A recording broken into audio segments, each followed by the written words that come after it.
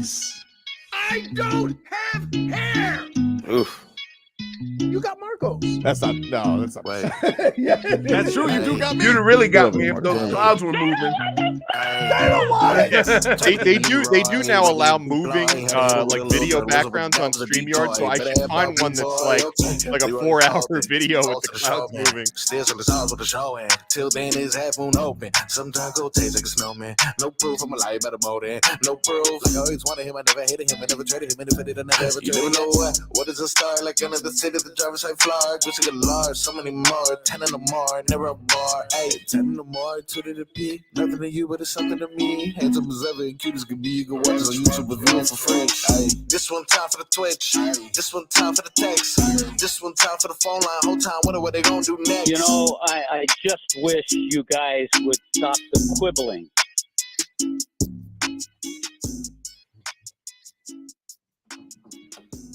Gentlemen. Hey, What's happening? Oh, I got it too, Marcos. you all right? like getting a little Barkov. I'm getting a little Barkov. I could chuck last night. Just gonna could chuck all my dinner last night. And do you know why that is, Donno? Why? That's because we got cat fever.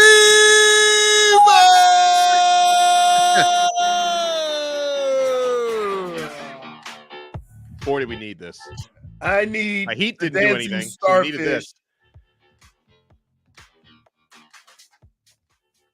I need the dancing starfish. You do. Well, and Leroy, you explained to me off the air why Tobin's not here today and I am. Aleksander Barkov in for Tobin today. Will not stop the celebration. And listen, Tobin, who's a little bit of a grifter, I'm sure is going to make people believe he had faith in the Panthers all along to get to this point. And by the way, the Florida Panthers are favorites to win this series with the Edmonton Oilers, which starts on Saturday. Panthers are minus 125 favorites to hoist the Stanley Cup. And Leroy, you told me that even though Tobin may pretend, Hey, Marcos can attest to this. Marcos can attest to this. Before the Stanley Cup Finals, the playoffs started, and before the NBA's playoffs started, I asked Tobin this question: who do you have more faith in? He said the Heat, because they've done it before. That's it. That's it. Also, he was when we were down 2-1, and then that game 4, crucial game 4 that we had where we were down in the first period, he was cursing out everyone he possibly could and calling out everyone he possibly could. But Donno, I know you had faith. I did have faith. Yeah, Man, 2-1 in Never hockey wavered. means 2-1 in hockey means nothing. Yeah. Nothing. When you're down 2-1 in a best of 7 in hockey, series hasn't even started yet, Leroy. It means nothing. I tell you what, one of the most amazing things about like what the Panthers have done, like keep in mind, it could have very easily been 3-1 after the first 4 games because 3 of the 3 games went into overtime, right? And they could have gone either way. But then the Panthers roll off what? 3 straight? Yep, 3 straight. I mean, it is that a bitter in like when you say teams are close, right? If teams are close, you don't lose 3 in a row. That like the score may have been close, but you name me 2 teams that you said, "Hey, we're relatively close," and then you beat them 3 times in a row. What if I said that? What if I said that about? What if somebody from the Dolphins said that about Buffalo? Like we're playing a lot of close games. We're really not right there. We're right there, right? So while I get what people are saying because they're looking at the score, when you watch this and you watch the way the Panthers just dominate and wear the other team down till at the end, even if you want to sustain a push or anything like that, you have nothing in the tank. That's what they do. Like, forget the score. Watch these games and just see how they wear teams down. So at the end of the game, it's almost like the other team's like, damn, I'm glad this is over. Yeah. The way that they haunt you in the forecheck. Like you said it perfectly, Leroy. They wear you down. Yeah. And it's just such a fundamentally solid built team. And I'm not saying this is an easy matchup coming up against the Edmonton Oilers. I think you'll be able to score on Edmonton, but Edmonton plays like the Panthers did before Paul Maurice got here. Right. A lot of offense. A lot of offense, not the best foundations. Right. Yep. And so that's when I watch them, I'm like, oh, they're fast. Yeah. Oh my goodness. They are fast. And they got two guys that can handle the puck like nobody's business. That being said, those same two guys, the Panthers are going to make play defense. Yeah, sure. And you guys know that this is a huge matchup with me because I think everyone who listens to this radio station is aware of the grudge that I have with Canada. I hate Canada too. I do. Inferior bacon, ketchup chips is just a ridiculous concept. Incredibly overrated. No, hey, there's two things from Canada I'm grateful for. Okay. Ketchup chips and my wife. Well, and I'm grateful that you got your wife out of that terrible country and brought her to America where she can enjoy freedom and she can enjoy a wonderful lifestyle and she can enjoy temperatures that aren't sub-zero. So thank you for rescuing her from Canada. When I went up there, it was June and it was 50s at night. Like it was freezing. Oh my goodness. I'm like, wait, we got to put on a parka to just go eat?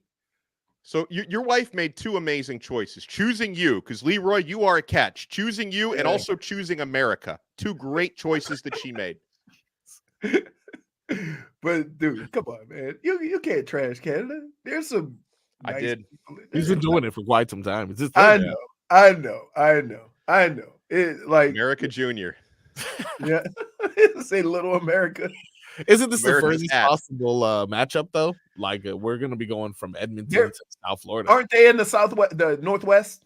Yeah, I think Vancouver would have been farther had they made it. And you know, how about this? This is another pathetic fact about Canada. Okay, when you think of Canada, you probably think of hockey as one of the things that pop into your head, right? When you think of hockey, you probably think of Canada. Well, okay, maybe, but Canada, that's supposedly where hockey was invented. You know, everybody in Canada, they're huge hockey fans. A team from Canada has not won a Stanley Cup since 1993. It's insane, right? You think about the teams that are up in how much they love the sport and how much the Canadians, they love their Maple Leafs and I got one better for their Edmonton Oilers. Yeah. I got in the early mid 90s, they had about 5 or 6 Canadian football teams in America. Y'all don't remember that? No. Yes. And the Baltimore team won the what is the Canada's Cup called? The Grey Cup. They won the Grey Cup. The very next year, Cleveland went to Baltimore. And when we got there, we were getting congratulated for winning the Grey Cup because they didn't realize when we said we played football that right. So for like maybe the first 2 months we were there in the summer before we actually started up, they were congratulating us. You go out in the street. Oh, you're on the football team. Congratulations. No, that's not us. Wow. But look it up. The Baltimore, I forgot what their names were. They won the Grey Cup one year. Huh. And you learned was it the Baltimore Stallions? Yeah. And they won, was it 94, 95? You know what's crazy? Founded 94, folded 95. So it was, So they were there for 1 year and they conquered Canada at their own league. Yes. Wow. There was probably, I want to say 4 teams down here for that 1 year. It was crazy. And nobody remembers. And the only reason why I remember is because I was congratulated for winning the Grey Cup. Because you took all their accolades, dude. No, the team wasn't there when we got there. They were spending full. years, He didn't Leroy. want the accolades. He just accepted them anyway. No, I didn't. I mean, listen, Oh, come on, dude. Would you think I'd rather? How can I put this without sounding too? Hmm? You think I'd rather never win a Super Bowl or win a championship and tell people I won a Grey Cup? Hmm. probably would But- rather never win a Super Bowl. Thank you. Okay. Wow. You don't It's want not the nothing title? against. It's not nothing against Canadian football. It's not nothing against the Grey Cup. Seems like it But is. but if I played 10 years in the NFL and 1 year in Canada and won the Grey Cup, you think I'd be down here calling myself a champion? Would You think wear I'd be the on this ring in radio public? station saying I'm a champion? No. No, not. And again, nothing against. Now, I know a whole bunch of guys when I first got into the league, DBs would go that didn't get drafted or cut. DBs would go to Canada and play for a couple of years, and so they would come back. Right. And I played with a lot of guys who played in the secondary that played Canadian football first. You think about somebody like Warren Moon; he's in the Hall of Fame in both. That's right. Right. So, and that look, that's a whole nother issue with the black quarterback thing, right? But yeah, he's in the Hall of Fame for both leagues. So no, it's not a knock on it. It's just like, yeah, if I told you guys that right now, yeah, I got a ring, I won a Grey Cup, you would laugh at me, right? Yes. Openly. Right. And then it's so like, yeah, just like you're laughing at Canada. I'm saying, I tell you what though, when I was watching both those two teams, Dallas and Edmonton, you always, when you see how fast they are, you always wonder, is our team that fast? Or like, you know what I mean? We are not, but that it doesn't matter because we're not built that way, and I believe we are built in a superior fashion. I know the way that the Florida Panthers practice, which like they wear down. The games are less tiring than the practices are because of the way that they practice that forecheck and because of the physical style the Panthers play in the playoffs. I take that over speed. Like Leroy, you talked about it. The way that the Edmonton Oilers play, it's like the way the Panthers played before Bill Zito really started to adapt the type of players Playoff hockey. picking up. And right. And of course, Paul Maurice adapted the play style where that was great. And obviously, look, listen, kudos to the Oilers. They made it this far. Like they've made it to the Cup Finals, but the Panthers play the style that's better for the postseason. Right. You know what's crazy? I heard this stat. In the past 5 years, the only team to represent the East is from Florida. Wow. That's Tampa crazy. went three. Tampa went 3 times in a row, Yeah. lost twice, lost one, and then Florida has been the last 2. Wow. Think about Canada that. in shambles again. I mean, we don't even have ice down here. Like the only ice, No. the only ice in this entire state is in freezers, and yet we dominate in hockey somehow. Yep. Wow. We got any headlines, Marcos? Indeed, we do.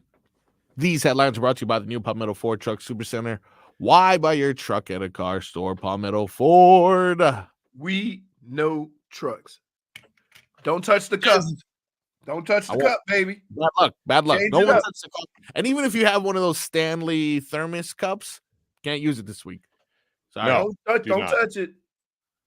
As we've been talking in much detail about your Florida Panthers advance past the New York Rangers in 6 to make their second straight Stanley Cup Final.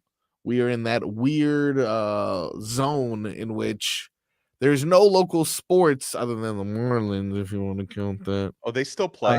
Yeah, exactly. They've been on a good stretch. They've been on a good stretch. I know. We're not going, I know. but they started off so bad. Yeah, they started off so bad. It's like I can't get myself to care until someone can convince me they're mathematically alive for the playoffs because they started out so bad.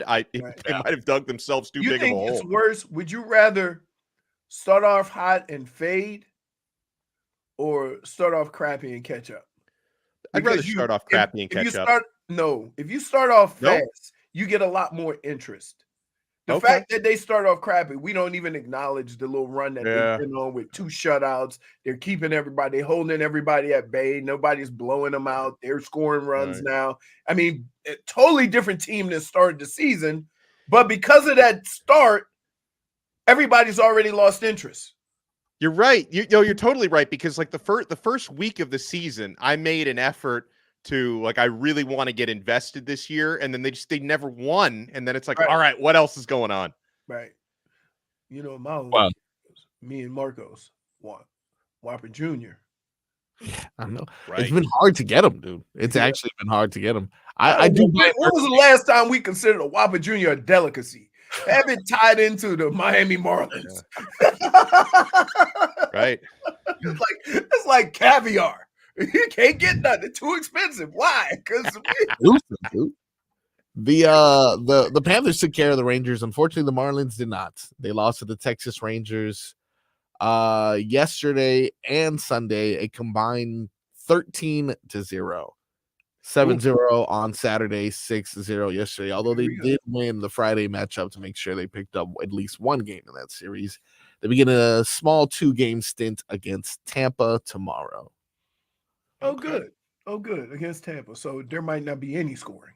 It might be just 0-0 because they build the teams. Both teams are built. They're trying to build it like Tampa, right? But when that goes bad, it goes bad, right? Like when you pick a guy and you try to bargain save and then it doesn't work out, like your team looks really bad. You have to be right every time. That's a lot of pressure on a lot of people in the organization when every single selection or choice or trade that you make has to work out or your team's going to be terrible. Last thing on the Panthers, just a programming update. The first game is going to be Saturday, June 8th. And I believe the Panthers are a higher seed than the Oilers. So that'll be home, baby. Which was actually, that was the main reason why, even though, not a big fan of Canada, why I did want Edmonton to advance, because the Panthers would not have had home ice advantage against the Stars, but they do have that against Edmonton. And I'm not saying home ice is like a huge difference for competitive reasons, but Leroy, I wanted Panthers fans. You wanted to start here. Well, I wanted that, plus just, having potential, if you need it, the extra game at home, it's just good for the locals. You get to go out to another Stanley Cup Final. So I wanted home ice advantage. Here's the cool thing about home ice versus not home ice. Right. You are guaranteed 3 games. Yeah, that's right. You're guaranteed 3 of the 4 games, no matter what, unless they sweep them. Right. Right. But you are guaranteed 3 games. And that's a cool thing, especially down here, but it'll be fun, man. I tell you what, kudos to the fans because it was loud. It was never a little quiet, like you go up to New York and the Panthers score and you can hear a pin drop.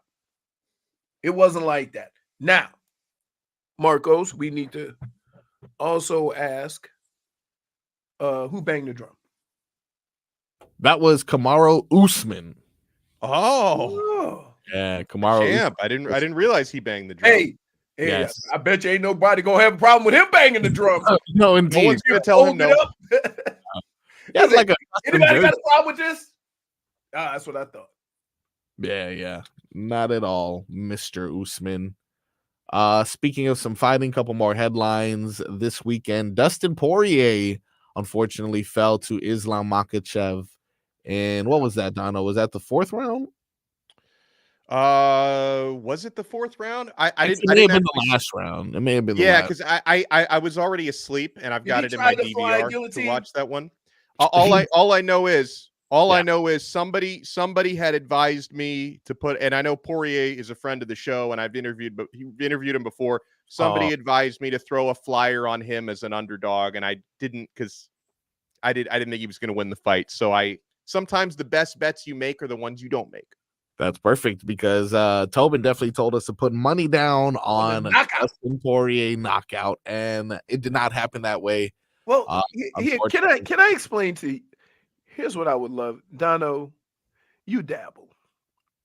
You know what the hardest thing Oh. for me to explain to the two knuckleheads I do a show with? Okay. The reason why you can win 2,300 It's because you're not going to win. right. That's what. See, the thing is, what they do is there's they a look difference. they look at how much Yeah. they can win. Right. And like, Well, here's the ooh. difference, Leroy. I'm not saying I'm very good at it, but I approach sports wagering. I approach it like a business, right? It's that, and again, I'm not, obviously I work like 10 jobs to compensate for my losses, but I try to approach it business-like. Okay. I don't throw my money down the toilet. Well, I have a very interesting ticket that I got before the playoffs started. Dallas to win the NBA Finals. Okay. And I also have a bet with one of my golf buddies on a dozen balls because I got tired of hearing him talk about Boston. Yep. Yeah. He's not a Bostonian though. He just thinks that Boston's really good and blah blah blah blah blah. And I'm like, dude, Kyrie and Luka, I don't think people realize it. And me personally, I don't know about you, Donno. I take Jaylen Brown over Jason Tatum. He just seemed like he got more. He's not as talented. Yeah. But he got more dog in him. He got does. more. I'm gonna make things happen, Yeah. and he's never standing over on the side like Right. Tatum is sometimes. Right, because that's the big issue I have with Tatum, why I think he's overrated, because it doesn't have any dog in him. So, not going to argue. Final headline here before we go to break. Inter Miami played to a 3-3 draw this Saturday against the St. Louis. Who cares what they're called? Messi scored a goal. Suarez scored a goal. Jordi Alba scored a goal, which means... So they're not playing any defense. I guess not. I mean, Not lately. They lost that game to Atlanta before that, where they gave up a 3 goals. Yeah, and they were quick. They had 2 in the first half. Like they're just halfway hanging through. out.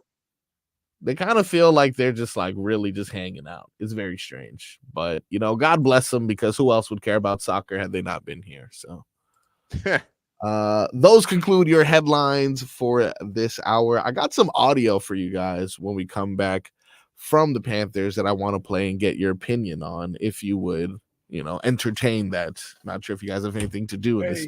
Hey, long as I've already booked the date with animal noises tomorrow. Yeah. Oh, that's the today we have a spelling bee that I'm going to hit you guys with. Yes. I can't even Oh, give wait.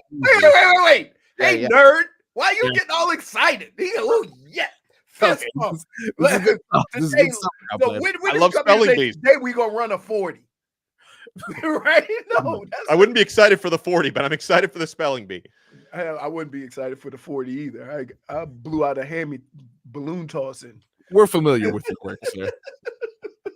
We got that. We got some tickets to give away. We got a bunch of stuff on the show today. So, with that being said, ladies and gentlemen, this is the Donno edition. Tobin's going to be out for the whole week, so Donno's going to be filling in. We got a lot of fun things planned. Make sure you stick around on the Tobin and Leroy Show.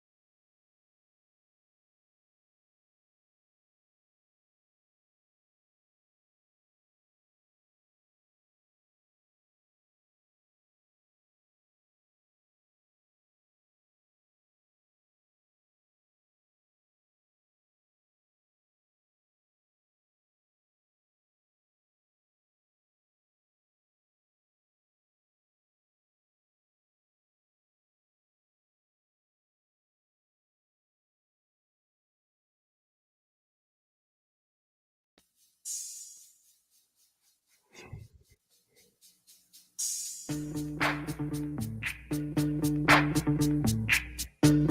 VIP.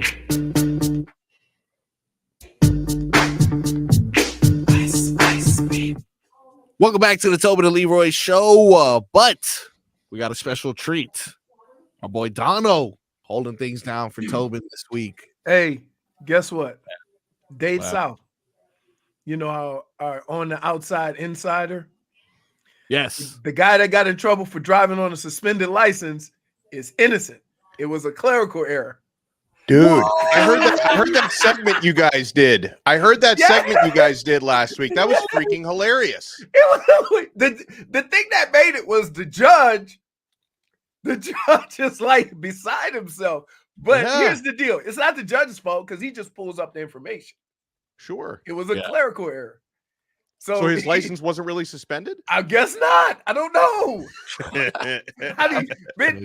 There was nobody more shocked than the guy sitting in the car, though. Right? That would make sense. Now it absolutely It would make sense. He's like, what? Dude. I'm like, oh man. Dade South, you appreciate it. Although, does that make it even funnier?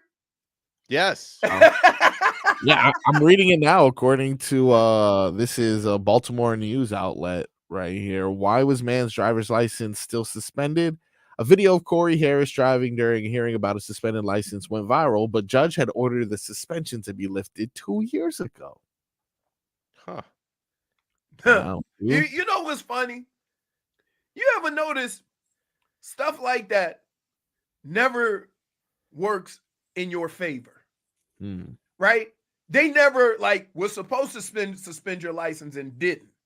Right. It's always they suspended and shouldn't have, right? Or was supposed to be lifted and they didn't. You ever go into a store? They never undercharge you. You always got to check your receipt to make sure you get overcharged, right? There was one time, and you got away with a box of jujubes? No, here's what this was over 10 years ago. This is one of the fondest memories of my life. I got a Publix sub with the boar's head meat, and they accidentally charged me for the Publix meat price, so I saved a couple bucks. And I felt like I'd won the lottery. Right. Think about how excited you yes. You say this is gonna be the best damn sub I ever had in my life. I saved like $1.89, but the sub, I've never had a sub that tasted better, knowing I paid less than what I should have. Meanwhile, the chicken tender sub is now $17. Oh, it's crazy. Yeah. It's also never ready when wait, do you remember you used to get a chicken tender sub on sale for $6.99? Right. Yeah, that was the now it's like on sale for like $15.99 is the deal. Right. Right. And then listen, the price has made the chicken tender sandwich not as good. Yeah. Right? Because you're like, it's kind of dry. They chop it up too much. Like, now you're looking for reasons. For $7, the same sandwich tasted fantastic. For $15, that's okay. We don't do that at restaurants. Yeah. You haven't gone to a restaurant and ordered a steak or something like that, and it was like half the price if you go to a steakhouse, and you go, gotta tell you, wasn't terrible. Right, that you do it all the time. A couple of years ago, we were at Olive Garden, and I know. Listen, my father's from Italy, so I'm not. Obviously, there's nothing authentic about it. I love the salad and breadsticks, though. So I'm at Olive Garden with my family. What? Salad and breadsticks? The salad and breadsticks special lettuce. Fantastic. Yes, special dressing. The breadsticks are fantastic. No, the salad and breadsticks are fantastic. But so I ordered the steak at Olive Garden, and it wasn't bad. But had I had that same steak at Prime 112, I'm sending it back and I'm writing a terrible Yelp review. But I had this steak at Olive Garden. It was pretty good. I ordered it rare. It was cooked to my specifications, and I enjoyed it. I didn't pay very much for it. I had very low expectations. Came with the fettuccine Alfredo on the side. Was not bad. Can I give you a little insight on black folks? Yeah. We don't do rare. I've heard that. Yeah. Oh, yeah, for sure. I've worked in the restaurant industry quite some time. Now I get medium, and it took me almost half my life to get to that. And again, that is a step for you to get medium. It's like, wow. Right. Now, I will say this, that if you've ever gone to the islands, Bahamas, Jamaica, whatever, Sure. they cook the hell out of their meat because they don't want to get sick. Right. And that's why it started that way, because they cook it thoroughly. But yeah, they're like I can't take like my family. I took them to Ruth's Chris every time. After football season, I go there, and they'd order, like, for some reason they want the big steak, you know, the big expensive, the $70 steak. Oh, And they say, "Well done, Well can't do done. that. and No. I have to go behind them and say, bring it back medium well. Yeah. Okay, please. I don't want to insult the restaurant, and it ain't gonna cost me no less. So at least try to moisten it up a little bit. Like, you know, don't bring it back like beef jerky. Have a little pink in the side. It's dark in here. They ain't gonna be able to notice." It's a good point. And I'm like, so it was like 13 of us, right?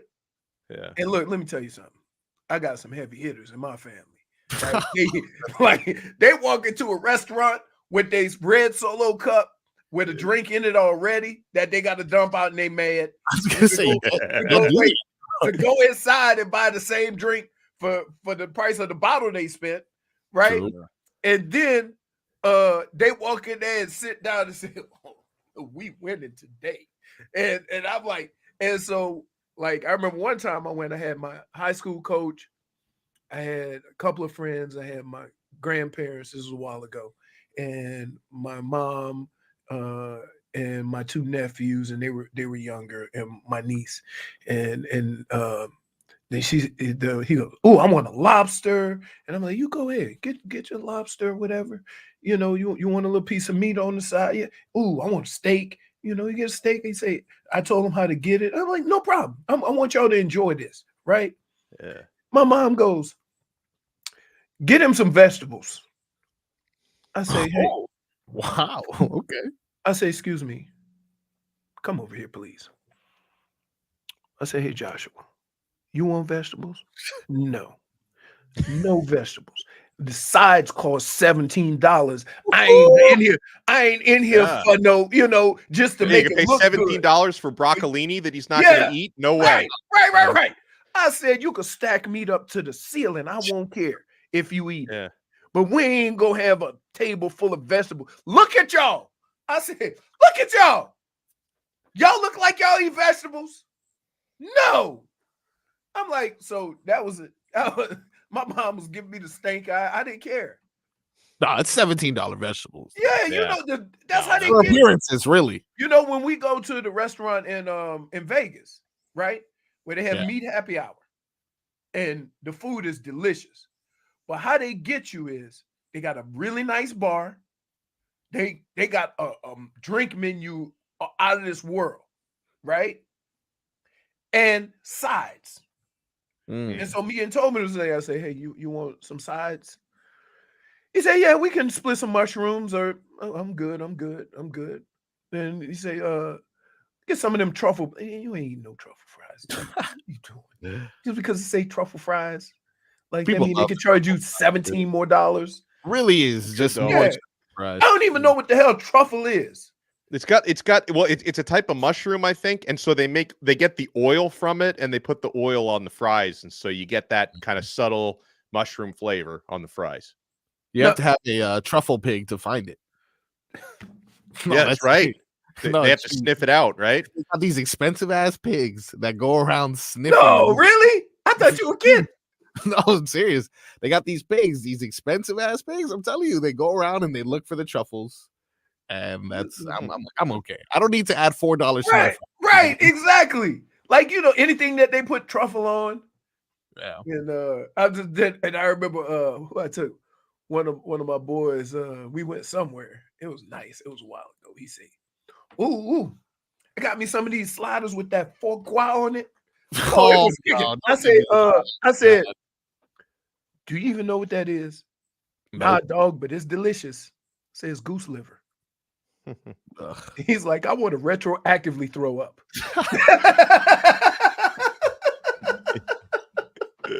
I'm gonna save these Panthers cuts for a little bit later because when we Okay. come back, we got Leroy and Donno. I need both of your game balls yeah. and game bums from the Yeah. weekend that was. Hell yeah. Right here on the Tobin and Leroy Show. This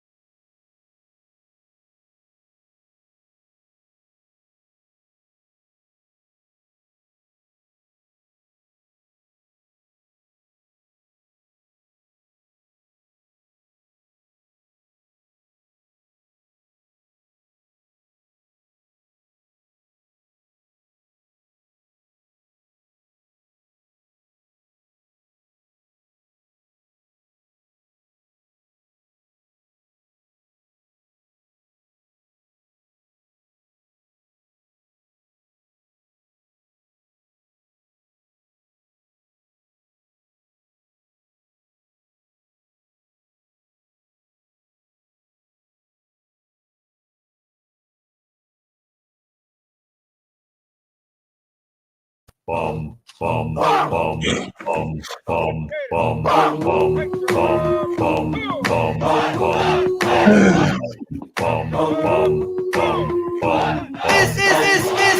guy's a ball.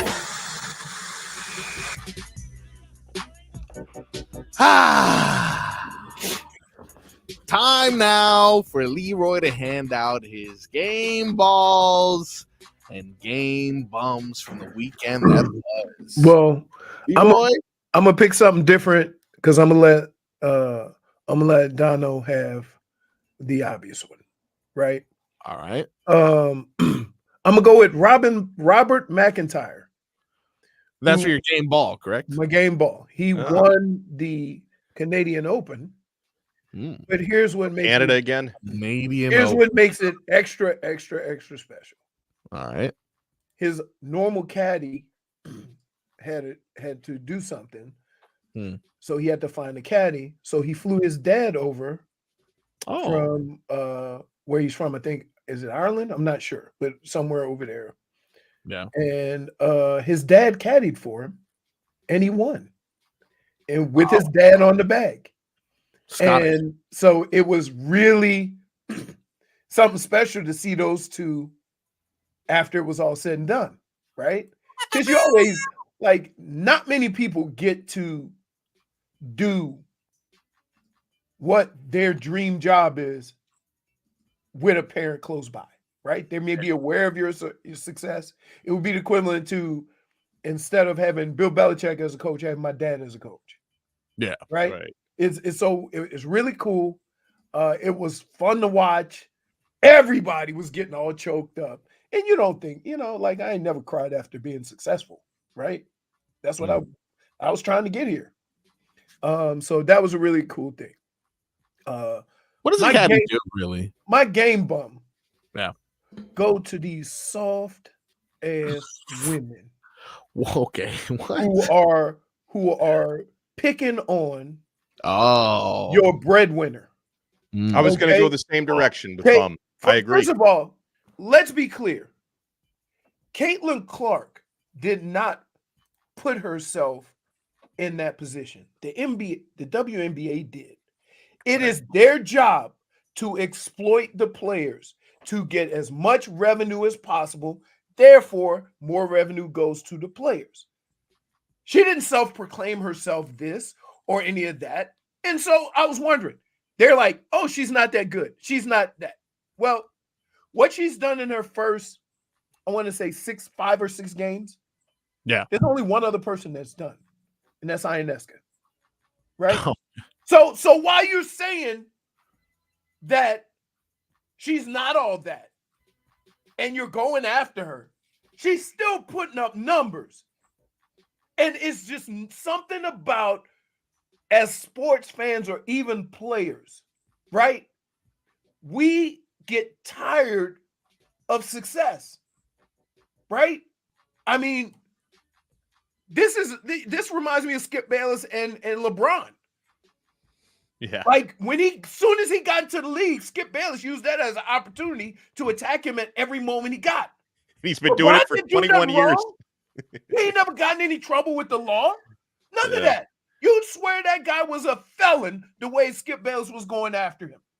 I'll give you another example, but it was kind of true. Tim Tebow. Yeah. When Tim Tebow got into the league, everybody's like, this guy's not any good. But he wasn't. But they proclaimed him this. They took advantage. Denver made a lot of money on Tim Tebow not being any good at football, right? Mm-hmm. And so it's not Tim Tebow's fault. It's not Caitlin Clark's fault, right? It wasn't LeBron's fault that ESPN was filming his games in high school. But for some reason, because of our pettiness and our bitterness and our, like the Miami Heat say, I'm happy for my fellow man's success. We're not that. We're not that. We're jealous. We're petty. And that's what that is. And it's a shame because everybody could benefit from it. If she's the proclaimed best and you go out and beat her, then you can say she ain't the best. And then Angel Reese.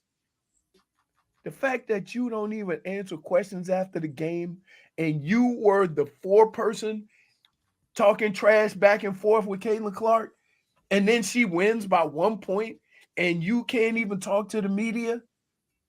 Come on. Like, it's a bad look. It's not a bad look for the WNBA. It's a bad look for athletes.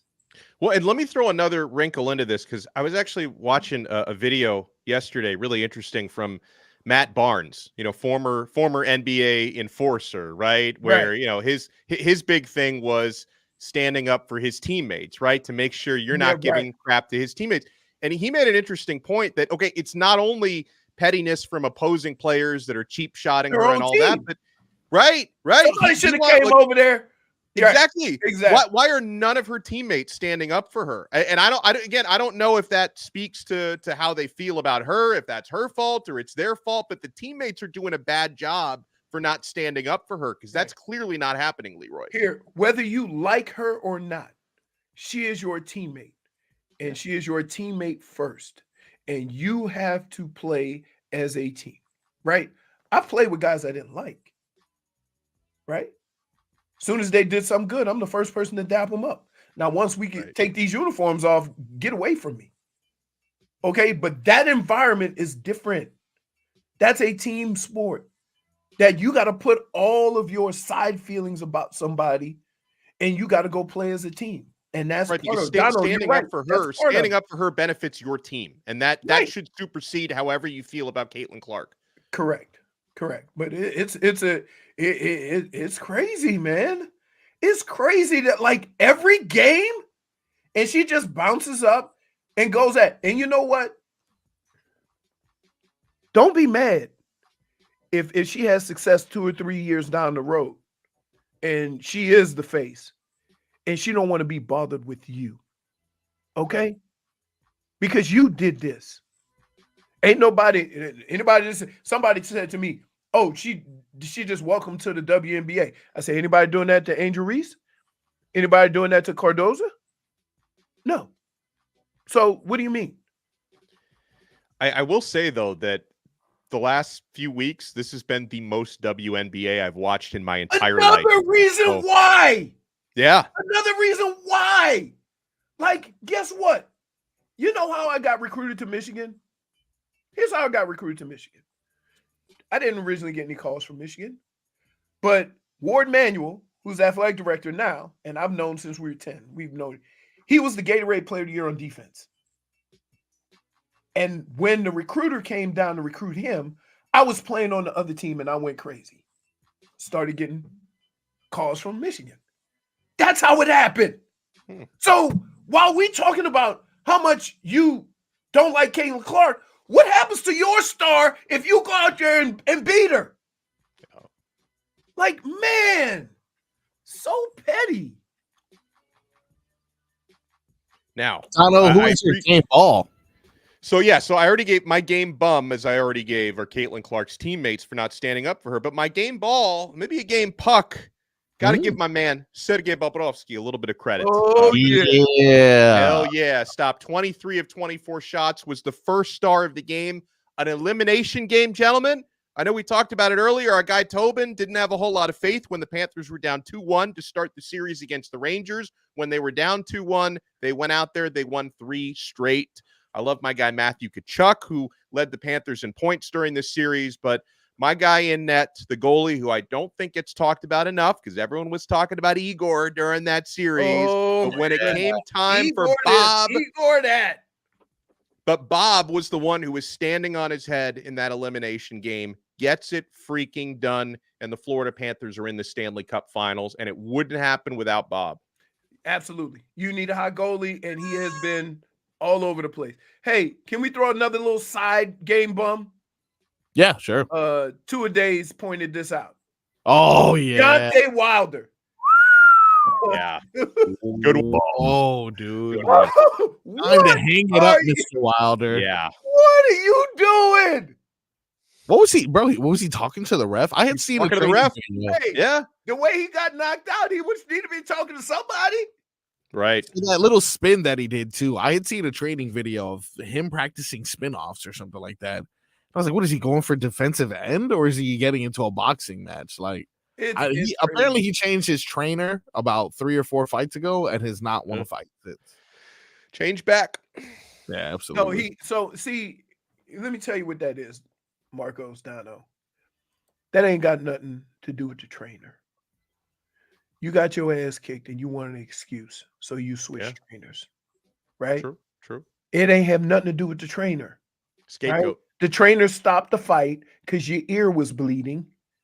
You had blood coming out of your ear, and he was mad at the trainer, and so he could go to the press after that fight and said, the fight shouldn't have been stopped. My trainer jumped the gun on it. You can blame the trainer. You can get rid of the trainer. You can get a new trainer. And now we're finding out, as you've been getting your ass kicked for the last 3 or 4 fights, that it ain't the trainer. That's a fact. Nobody take responsibility no more. Like, you can't go after that fight and say, yeah, he got me. Right? Nope. He don't want to say that. He's saying, if not, this is what Deontay Wilder said. If not for my trainer, I would have won that fight. And the world is saying back to you, no, you wouldn't have. Nope. Right? When we come back, we got some breaking news. I'll say it's been about an hour and a half. I'm not sure if that's necessarily breaking news anymore, but we got some news out of the NFL that may affect the Miami Dolphins. More on the other side on the Tobin and Leroy Show.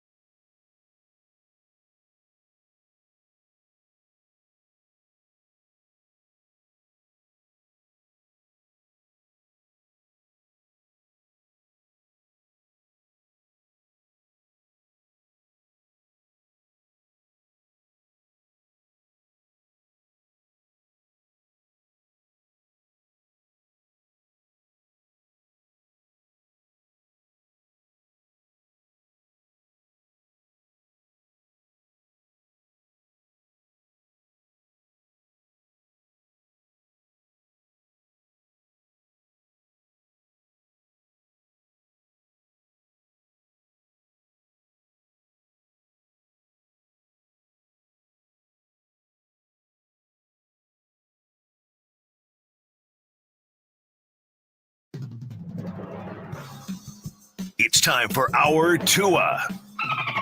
It's our Tua. It's our Tua. It's our Tua. Tua, Tua, Tua. Tonga Valoa. Not Tua Tagovailoa. A for effort. Dolphins quarterback. Tua. It's our Tua. It's our Tua. Tua. Tua, Tua, Tua. Tua, Tua, Tua. Can go to hell. Tua Tonga Valoa. Dolphins quarterback. Daddy loves you guys. Our Tua with Tobin and Leroy. Check the history of food.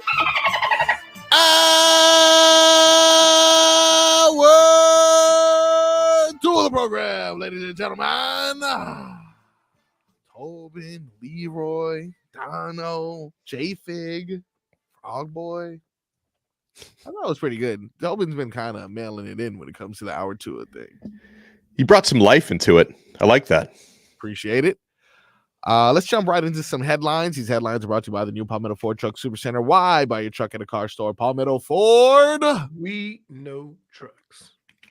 We talked about the Panthers, and we will continue to talk about the Panthers, as we should continue to praise that team. But there is some other news that may affect a certain wide receiver in Miami. Adam Schefter reports the Minnesota Vikings and star wide receiver Justin Jefferson have agreed to a 4-year, $140 million contract extension. Leroy, do you know how much of that is guaranteed? 120. 110. 110. Ooh. Sources told ESPN that deal makes him not only the highest paid wide receiver, but the highest paid non-quarterback in NFL history. Agreed. It should be. Yeah, he should be. And Jamar Chase, right? And that also means Tyreek Hill is no longer top 5 compensated wide receiver in the league. And when it's all said and look, here's the funny thing about this. When it's all said and done, and all those guys, CeeDee Lamb, Jamar Chase, when all these guys sign, Waddle is going to be where Tyreek is now. Yeah. You see what I'm saying? That's just the nature of it. You're gonna and what Waddle getting what he did has done is now everybody else gonna hurry up. They don't want to sign after Jamar Chase. And see, Cincinnati made a mistake because now they got to deal with that 110, and you got numbers that are comparable to that. So you're going to have to go a little bit higher. And that's why it gets done. And that's why you sign your guy early. Guess what? If Tua would have did his contract in January, right? He might have been able to slide with $45 million, 140 guaranteed or something like that. $45 million a year, but 140 guaranteed, right?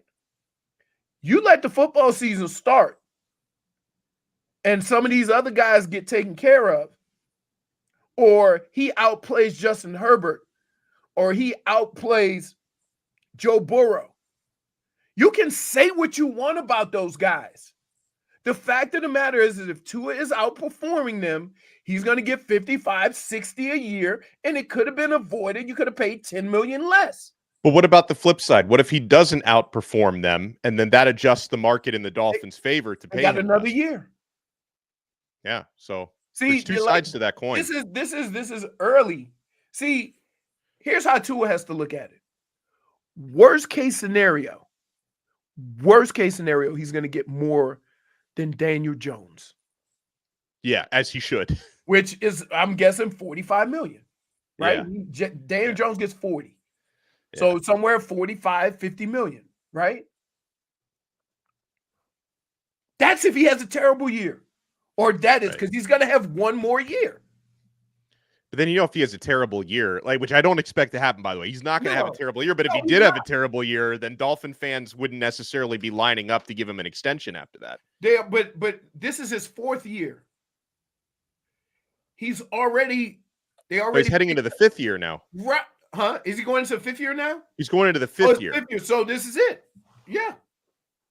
Yeah. And so like these are the games you play, right? These are the games you play with contracts. Now, Well, and then the my other biggest thing is game. this. Yeah. Donald, this is my biggest thing. You see what just happened to Christian Wilkins. That would terrify me. I don't want to even get to that point. No. Right? So, I don't know.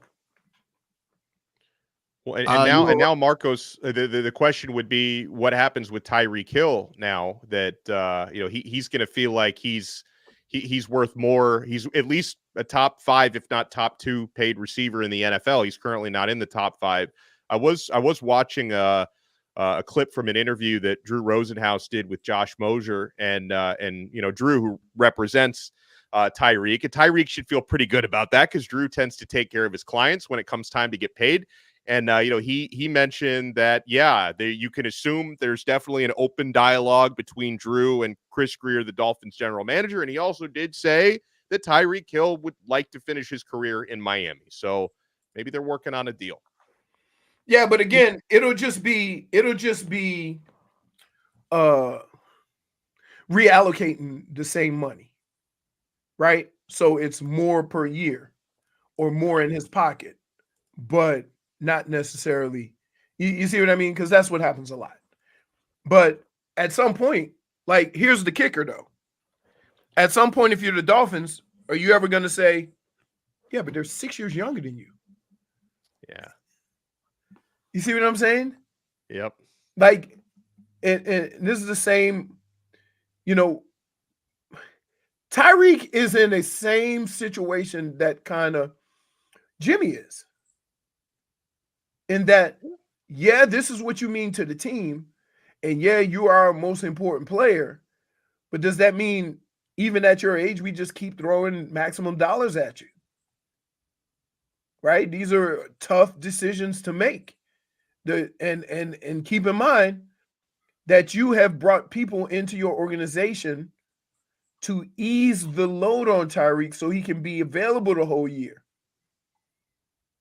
So does that mean he has more production or less production? I think Tyreek is by far the most dynamic player on this team, easily. That being said, like, the system is set up. You have a very unique system in that it's set up for a lot of guys to have that success.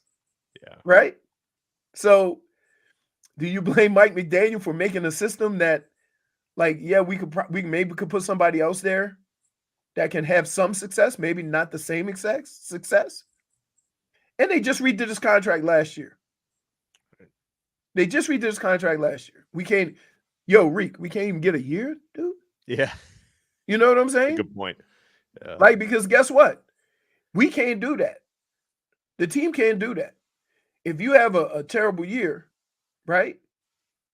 We can't come back because of the hit against the cap and just say, give us some money back.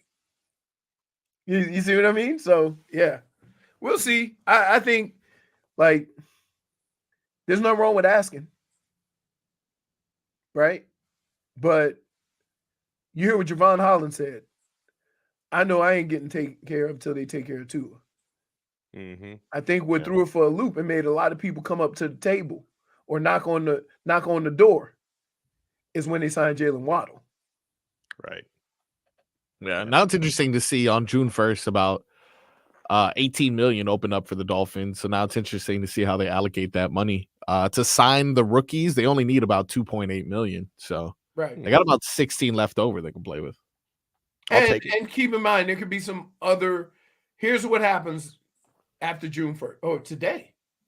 June 3rd. Oh, today. yeah. No, today's already June 3rd. Right. Oh. So that money, the money clears up from certain guys you got rid of, or technically you cut them on June 1st. Right. Right. You designated June 1st. Right. There may be some other guys that you can cut. So you can free up money. You can also redo some contracts.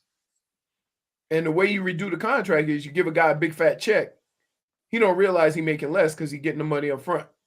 Right. and it counts less against the cap. That's what they did with Tyreek. Yeah. That's what they did with Chubb. Right? They didn't do it with Chubb last year. They restructured it so they give him a check, and and they count less against the cap. And they did that with Tyreek. Right? Give him a big check, reword his contract, and boom, boom, boom. Now they can try to do that again, right? But here's what happens. The money that you put into these new contracts becomes hard cap money. So you can't just keep doing it, because at some point, if a guy's out, you're going to have 30 million sitting on the bench or 40 million sitting on the bench. So it's a unique game.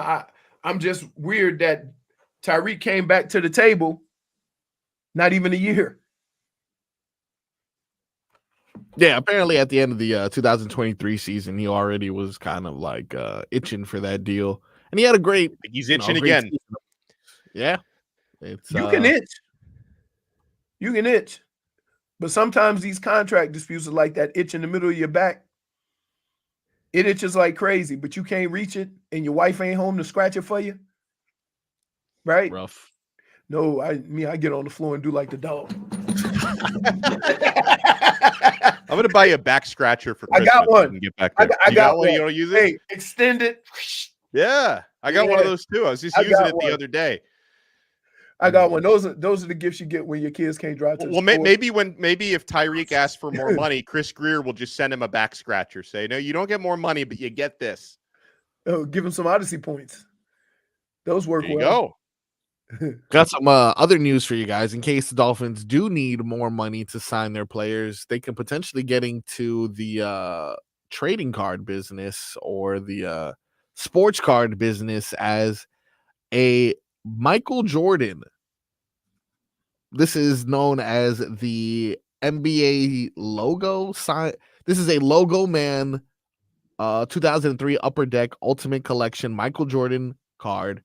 Sold for $2,928,000, the all-time record. That Yeah, much for a card, for a piece of paper. I'm looking at the card too, and I mean, I'm not necessarily. It's not even necessarily like a cool pose or anything like that, but it is signed, and it's from 2003. Wow. It's not like it's from like 85 or something like that. Huh. But yeah, $2,928,000. Now, okay, so the person who buys that card, are they hoping to flip it in a few years or several years? Do they want to have it? Like, is it a rich guy who wants it in his home office or something? Like, I'd love to know the backstory on why someone paid that much. There's people that go to auctions, they buy stuff and they hold on to it or they keep it or whatever. I know our guy Hollywood is really into cards. Is he the one who bought? Did he drop down $2.9 million for that card? I don't think. He didn't want to drop 125 for some Jordans. You think I don't know how much Joe's paying him. Jordan card? He was saving up. I just heard a week's worth of shows where he was talking to Omar. Omar had to hook him up. Yeah, I did hear something. Yeah, this is a card right here. I mean, I guess it's a nice looking card. I don't know a whole lot about cards, but I don't know if that logo is stitched into the card somehow. Cool. If not. I don't know. I don't see anything special. I don't see a $3 million card right here, but what do I know? He does have you can tell Jordan has signed thousands of things in his life because the signature is on point. Like, it's very good penmanship. You want me to tell you how it works? So my rookie year, you get these car companies will pay you, right? And you have to sign 100 cards. Yeah. Right? So, like, I think I got like 10 grand to sign 100 cards. And the cards come in a strip of 5, right? And you sign them, and then they cut them and card them back at the shop. I still have a box of them with the strip. Really? Yeah. Everybody's like, "What are you gonna do with them?" I'm like, "I don't know." Come on, Give me to Hollywood. I probably have 90. 100 grand worth of cards. Dang. Because I have some rookie cards that are in the sets that would sell for some money. Right? Because you keep in mind when you're in a card, you get probably 100 of them. So Right. and you get a set. So you get this big box, and then you get a box with your card. And I just have them in my garage. But I need to. It just depends on who goes through them. You know. Yeah, I remember like right in the early days of COVID when I was like furloughed and I had a lot of free time, wasn't working for a few months, but also like I need some money. I found all like hundreds of old trading cards that I had from when I was a kid, and I'm thinking I may be sitting on a gold mine here. And then I start like one by one. I look at eBay values and stuff for all the cards. Most of them were worth like 3 cents. I think the only card I found that was worth like more than a couple bucks was a Mia Hamm soccer card. You remember like the original great U.S. Women's soccer player?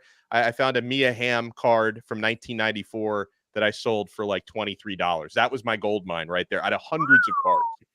Dude, You go, boy. Keep in mind, here's the crazy thing about it. Also, you have a whole box set of so you may have 4 different companies or 5 different companies that have your card in the set, right? Yeah. So you have to remember like all the rookies that were there your year. And I got drafted the same year as Emmitt Smith. Ooh. So I have all the rookie cards. Good for you. Right. That's worth something. Right. And then each year that I played, they send you the box set. So whoever was a rookie from 1990 until 2000, I have a rookie card of in the box set. Yeah, I'm just gonna go ahead and take a quick gander in your garage, Leroy, and see if I can just, Listen, I will tell you this. I have a lot of really cool memorabilia that's in my garage that if somebody came that I knew, that I wouldn't have to shoot for stealing any of the cards. Jeez. Right? If somebody were to come and go through them, I would give 25%. Because you probably got need your address, and then I'm on my way. You got about 100. I would say you got about 100 because I got a golf news signed by Tiger Woods when he was young. Right. I got all kinds of stuff, but I just can't. If somebody were to honestly sit there and go, that's the scary part, right? Yeah. I had my son go through them with his friends, and I just look at the friend and say, I know some of my crap gonna be missing when he leave the house. Right? You got to pat him down on the way out. Right. So yeah. Look, I don't know if I'm sitting on Brady. He came in 2001. Oh yeah. But Moss though. Yeah, Moss, Ray Lewis. Hey, how about this? When the team moved to Baltimore, the Ravens had 2 first-round picks. Guess who those first-rounders were? Ray and who else? Jonathan Ogden. Oh, that's 2 Hall of Famers. Yeah. That's how they kicked off their right. No wonder that team won a championship a few years later. That's what I'm saying. Now that's hitting home runs with your first round picks. Yeah. But that's what I'm saying. I have all kinds of cards. I used to have a lot of baseball cards. I have a baseball that's signed by 2 players that played for the Indians that both had 500 home runs. Damn. And it was I want to say Dave Winfield and I forgot the other guy. Played for the Orioles for a long period of time. But yeah, and that was even with Jim Tomey there. I didn't because me and Kenny Lofton had the same agent. So I would just go down to the locker room and tell them how soft they were because they didn't play because they had a hangnail. I said, man, I played. Do you see? I said, you see these fingers? I said, I played the whole season with that. Y'all get a hangnail and y'all on the IR for 10 days. Yep. When we come back, we're going to hear more from the Panthers. And later on this hour, we have our spelling bee. Oh, I can't wait. So keep it locked in right here. We got more silly sauce, more cat talk, more heat talk, Dolphins, all that right here on the Tobin and Leroy Show.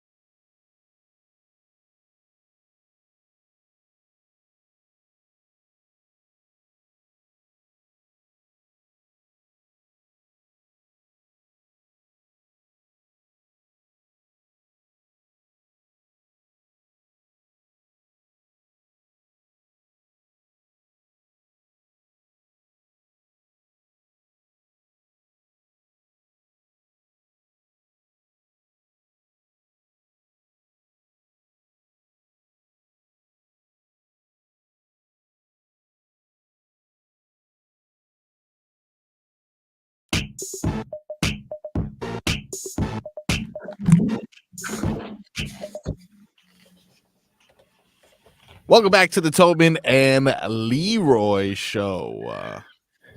Got some audio I want you guys to hear, get your opinion on it. We've been talking about the Panthers victory. So why not hear from a couple of the Panthers heavy hitters that helped take us to our second straight Stanley Cup Final. Now, before we get to that, I do have some announcements to make. We've got a pair of tickets to see comedian Bert Kreischer. Oh, I love him. You guys know I do have connections with the Improv, but this is actually not at the Improv. Hey, Bert Kreischer in the fully loaded. Yeah, Dude, that machine story, one of the greatest stories ever. Let me give you a little. You can't talk about the Panthers and the run that they've been on in the last 2 years.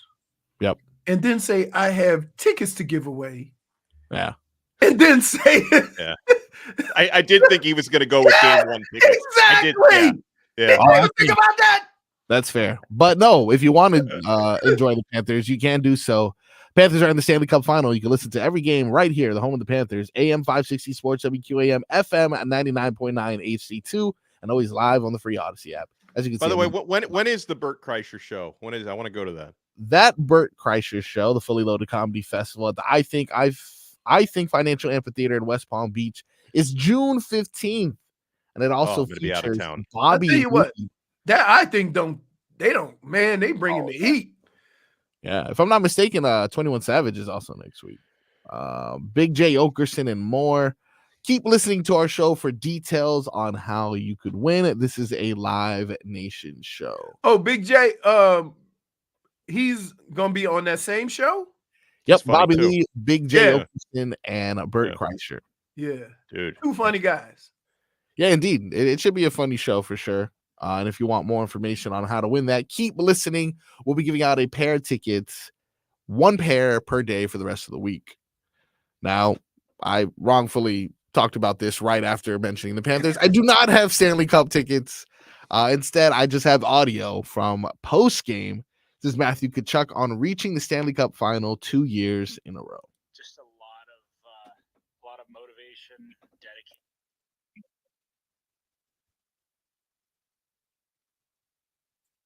Frog Boy, fix it. Is that it? Just all I heard was just a lot of motivation, and it was in the background. Oh. Huh. Well, that's strange. It sounded perfectly fine for me. So it just stopped in the middle of the audio for you guys? Yeah.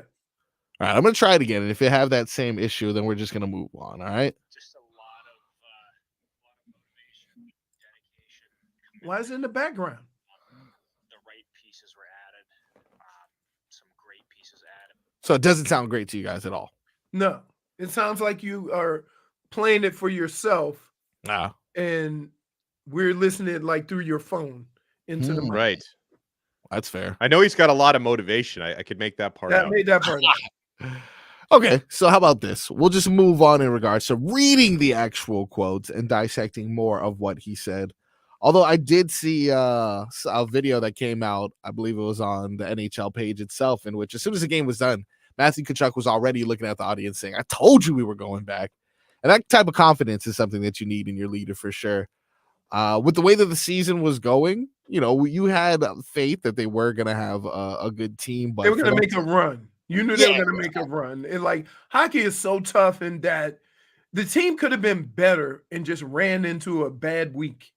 Right. And so it's very, I mean, for these guys to do it back to back, going through the gauntlet that they've gone through the last 2 years. Yeah. I mean, you're talking about Boston, you're talking about Tampa, Carolina, this year the Rangers who won the President's Trophy. Right. By the way, somebody said Dan Day used the sound too in this trash. Oh. Okay. So potentially just the way it was captured. Yes, correct. So somebody probably captured it like with their iPhone and like, oh, no one will notice this sounds like crap. And that's Vlad. I think Vlad was there. Oh, was it? Oh, man. Oh, maybe potentially could have been Vlad. Did Vlad just catch a stray? We don't know. We don't know. Maybe, although we have seen video footage of him in the background. Him in the background. Oh, I didn't realize he was covering the games. Yeah, he does get audio from there sometimes, but Hmm. you know, So yeah, it's really cool because I tell this story, Donno, that the year we were 15-1, right? And we lost as 11-point favorites to Atlanta.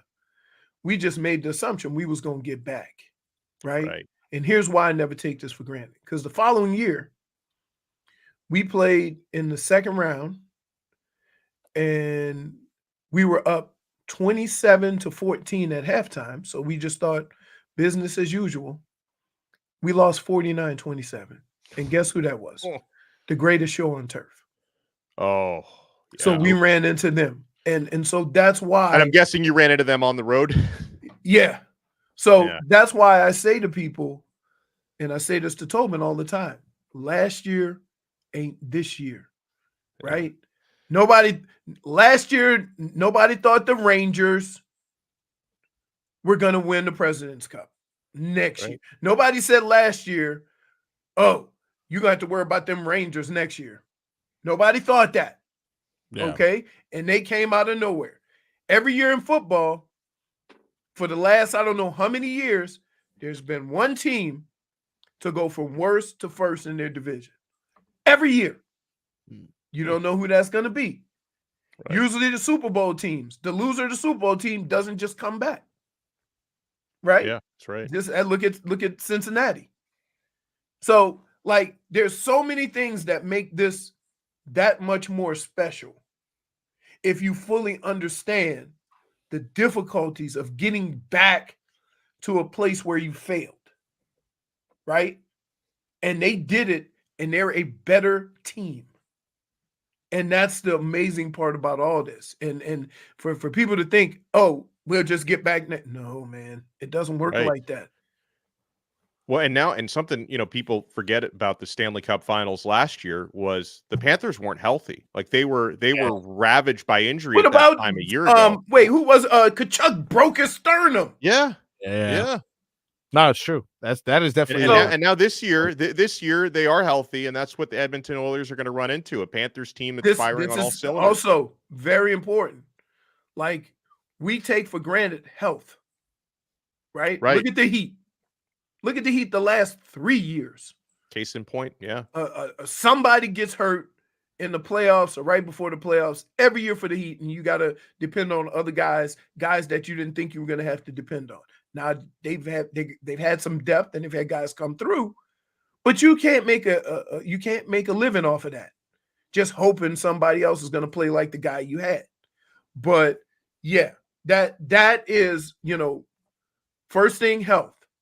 Second thing is you are getting the full complement of players from the Panthers. Nobody's banged up. Everybody knows their role, and they've been at it at this clip for a very long time, which means they've had the consistency to be able to, and that's why you ever notice, and correct me if I'm wrong, Donno, have you ever seen Paul Maurice worried? No. I mean, in fact, his first words are, I'm not worried. I'm not. He's one of the few, and like there are a handful of coaches like this across, the whole pro sports scene, but he seems to love talking to the media. Like Paul Maurice, this guy, he is a media darling. When they do those between period interviews, they can't get the dude to stop talking. Like he loves it. Right. So, like right now, I'm gonna say this, but the Florida Panthers are the most successful South Florida team in the last 2 or 3 years, and I get that the Heat have been to the finals. Yeah. Right. But they've been now Panthers twice. They've been to the finals twice, and they won the President's Cup the year they didn't make it. So this team for the last 4 or 5 years has been amongst the upper echelon of, of teams throughout the whole year. This is not one of those situations where you got to wait for somebody to come back. In the last couple of years, we're saying, oh, playoff Jimmy, right? So, yeah, really cool thing. Wish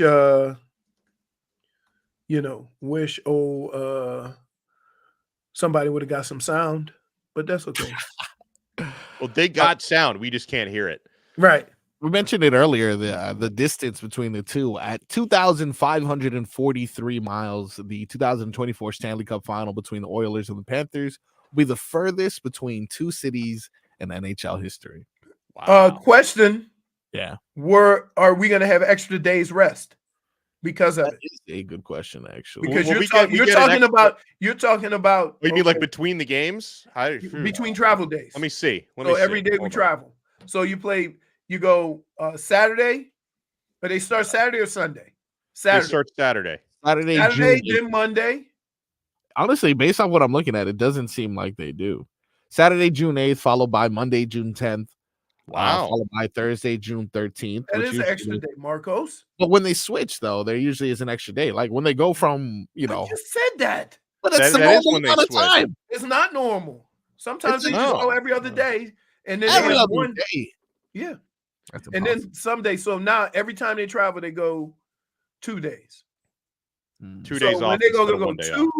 they're gonna play 2 games in 3 days, and then take 2 days off, and then play 2 games in 3 days, and then those last 3 games gonna be stretched out over a week and a half because Probably. they're going back and forth. Although the series is going 4, fellas. Let's not kid ourselves. Oh, I got some odds for that, actually. I was just looking at that. I think the Panthers to win in 4 is plus 1,100 according to Sports Illustrated right now. That's that. Now that I am What about interested 5? in that opportunity. Yeah. You said what about 5? Leroy? Yeah, 600, 700. 700. What See, I'd about do that. 6? I could see it going 6. 6 is plus 500. Okay. This is all according to Better Sports value on 5. Wait, then. so wait, let's get this straight. Yes. So if you bet 4, 5, or 6, right? Yep. Then the only way you lose money is if it goes 7. Right. I'm betting 4, 5, and 6. You're right. Right. Those are the hacks that you have to look for. Huh. See that? That's coming from an amateur. Well, That's Donno is That's just Donno's well, no, that's he's that's just a not very number. successful. Marcos, that's a number. Right. Right. That's just a I am number. an enthusiast. I'm not very successful at it, but I am an enthusiast at it. So you Will can we either come win back? 400, 700, or was he 1,100, 700, or 500? So worst case scenario, you win 200. Yeah. And and guess what? That's better odds than going minus 125 to pick him to win. Exactly. For sure. So basically, there's probably a scenario where if you already invest 300, it'll tell you what your actual odds are. Now, when we come back, we have a competition of wits and brains and whatever the hell you learned in 3rd grade, as we have a South Florida edition of Spelling Bee.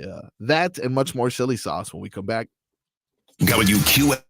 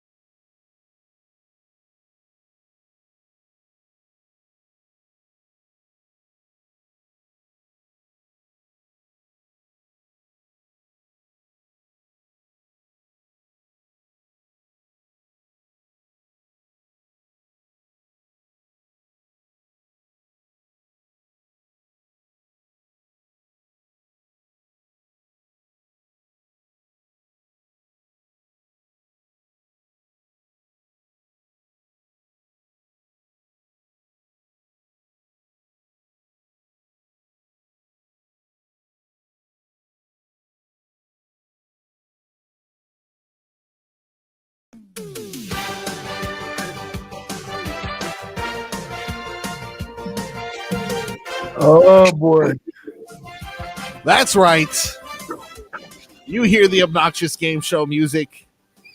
That means it is time for a segment that may or may not kill off brain cells. Or the Tobin and Leroy show. Same. Now, gentlemen, as we've been talking about, it is the second straight Stanley Cup Final appearance for your Florida Panthers. So what better way to honor the team and get as close to the team as you possibly can than to do a Tobin and Leroy show spelling bee.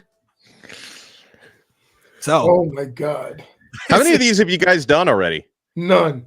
spelling bees, we haven't Okay. done those in a while. Okay, good. I'm glad to be part of the inaugural edition. That way, Leroy does not have an advantage over me in knowing what this is all about. Okay. I thought maybe if you've done one of these before, it might give you an edge. No. Nope. All right. Don't know why I need to see, but all right, let's I'll go. get the glasses on. Yeah. All right, now let us start off with number one. Leroy, this one is for you.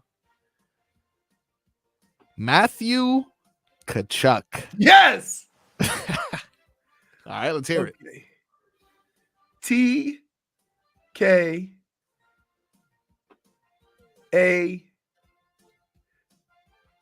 T-K-A-C-H-U-K. We're gonna go ahead and review that. By the way, I am you're correct in this sense. I am only looking for the last name. Oh, okay. So the correct answer: T-K-A-C-H-U-K.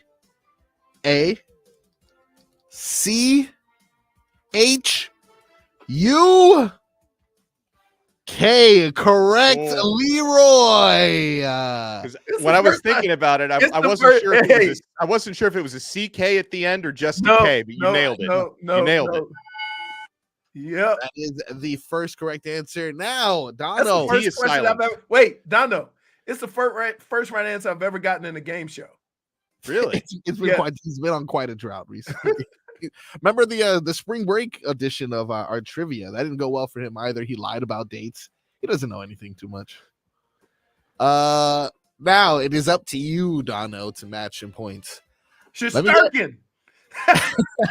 That's not a Panther. He's not in the playoffs anymore. We're moving on from I can spell Igor. I will task you with spelling the last name of Mr. Turn My Swag On, Carter Verhaeghe. Oh, Ooh. I know this one. My God, I don't know if I know this one. I do. VERHAEGE.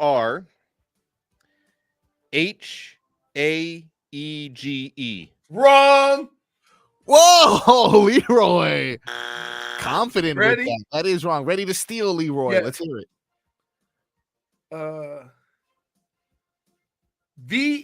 VERGHEGE. Oh wait, Correct. there's a He's G not in right there. either. No, that is not. Donno, you were very close. The problem was at the final two letters. The correct spelling of Carter Verhaeghe's last name is VERHAEGHE. Oh, I forgot another H. I put the H. Ah, Yes. All right. how many H's can be in one man's name? As of right now, the leader is Leroy with 1 point. So now we're gonna get into something a little bit harder here. Harder? Leroy, let's go ahead and get Eetu Losterinen. Let me hit his last name. How do you spell a Losterinen last name? Oh. Okay. I don't even know if I'm pronouncing it correct. L-O. That is incorrect. Donno, would you like to steal? Okay, I know it's Luo, Luo, Yeah. ST. Yep. Okay, LUO ST Yes. ERIN. No. I It's E-I. No. The correct spelling. love how we keep correcting each other and we're both wrong. LUOSTARINEN.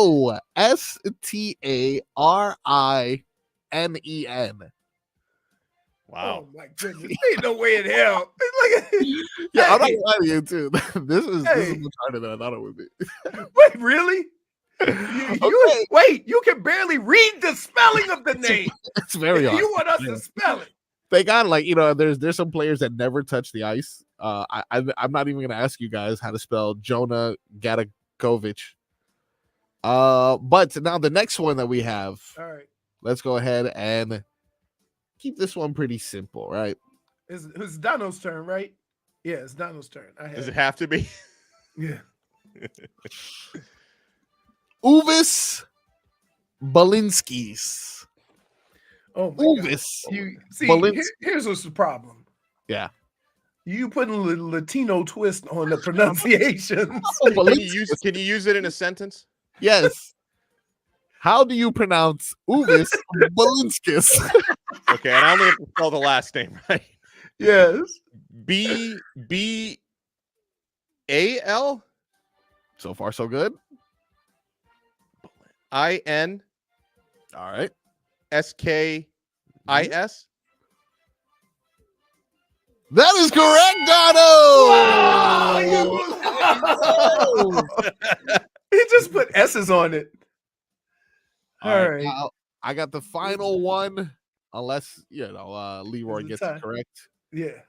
Right now, it's currently tied at 1. We're gonna give you a name that I'm not sure you guys have heard too much of. I know I haven't. Right wing for the Panthers. Doesn't get that much minutes. Mackie Samoskevich.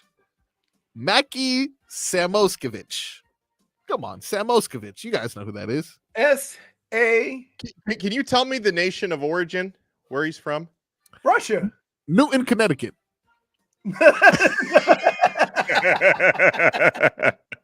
No. Okay. Say it again. Mackie Moskovich. Samoskevich. Moskovich. Mm-hmm.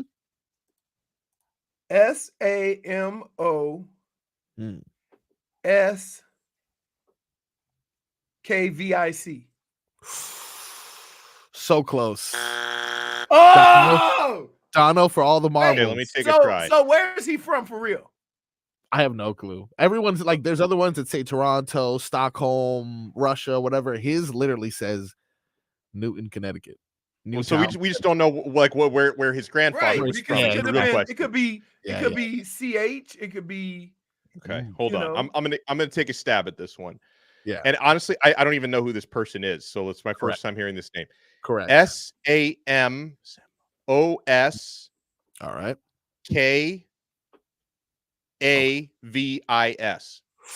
Oh no, sorry. E-I-C. I see it. So let me start over. S-A-M Okay. O-S All right. K-A-V-I-C. That's what I just said. Yep. And both of you are wrong. It's CH. It is. That's why I needed to know the nation. That's why of you need origin. to know where it's from. Yeah. Fair. That is fair. But Because if you would I have said said Connecticut. like if Russian is or that area is a C yeah. and they pronounce the C like ch, right? Right. But other parts of the world is CH. So Yeah. that's why we needed to know. That's Well, what's- Connecticut. Connecticut didn't help us at all. Connecticut is CH. That's what I got from that. Therefore, it is Samosskevich.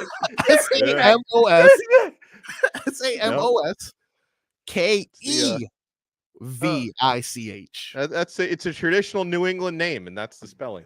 Oh, We're up against it, but let me get one more from both of you guys. Quick speed round. Sam Bennett, go. Oh, B-E-N-N-E-T-T. Ooh, double T's. I was trying to get you. That's 1 point. Donno, all the way out, quick. Give me Tarasenko, Vladimir Tarasenko. T-A-R-A-S-E-N-K-O. Man, you know what? You guys are both firing We, off. When we you know need the names that of people that play You guys are Exactly. firing off. because we see their sweaters all the time. All right. Except for Luosterainen. That one tripped us both up, but yeah. Well, because Frog Boy's pronunciation of it. No way, dude. You guys are lashing out. We have a tied round, so we're just gonna have to finish this in a later segment. The battle to the death. All right. We got more spelling bee. We got cat talk. We got all right. Oh no. And more breaking news out of the NFL world when we come back. The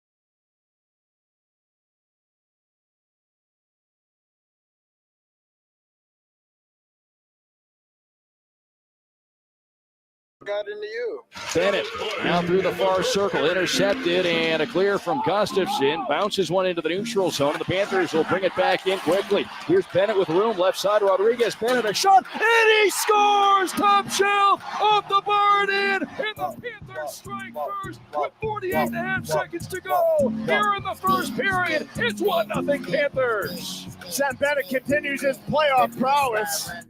Van Naren peels off to the boards, takes a look around the offensive end. A shot blocked by Anton Lundell, and he'll chip it up the near side. A foot race between Luostarinen and Keandre Miller, and Luostarinen wins that battle. Lundell in front, and they score! It was sent backdoor for Tarasenko, and the Panthers take a 2-0 lead with 10:52 to go here in the third period. What a feed out in front, and what a finish as Tarasenko jams it home. Lundell plays it down to our left. To the final 10 seconds we go. Savannah had to play it. He'll fire it out of the zone rink line. Mikkola there, 5 seconds. Mikkola is going to hold this over on the far board. The final seconds tick away. And the Florida Panthers are going to the Stanley Cup Final. The Panthers are Eastern Conference champions for the second straight year. The Panthers take Game 6 over the Rangers. 2-1 the final. The Panthers are moving on. 4 big bites out of the apple, and it is finished. The Florida Panthers punch their ticket back to the Stanley Cup Final and beat the New York Rangers in 6 games here on home ice. Let me see when you walk. Let me see when you walk.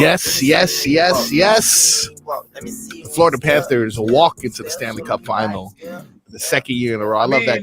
It wasn't a walk. That was in 6. It was a grind. It was a grind. It was excruciating. I'm telling you, and I've said this, Donno, being around football my whole life, there is nothing more nerve-wracking, excruciating as a fan as watching a damn hockey game. The ups and downs, the ebbs and flows, the 5 minutes in the offensive end and can't get a shot off to the 2 seconds in the defensive end with a breakaway. It just, the back and forth of it is, as a fan, is just, oh my goodness. Yeah, and the Panthers, they were the better hockey team on the ice throughout. Just, the concern that I had early in the series was, when they were down 2-1, despite overall being the team that played better, I just thought, are they going to be taking advantage of enough opportunities, right? Because in both of those overtime games, they should have won those games in regulation, the first more two that shots, they lost. more time in the offensive zone, all these things. And it always seemed like, even though you controlled the puck that much, you controlled them that much, they'd have 1 or 2 breakaways where they have, like it happened last night to Dallas. Yeah. Dallas had 20 shots. Edmonton had 4 shots and 2 goals. Yeah, that's the way it goes sometimes in hockey, where it's like, the better team, like in the flow of the game, is not always the team that wins. It's the team that's more clinical. It's the team that has better goaltending.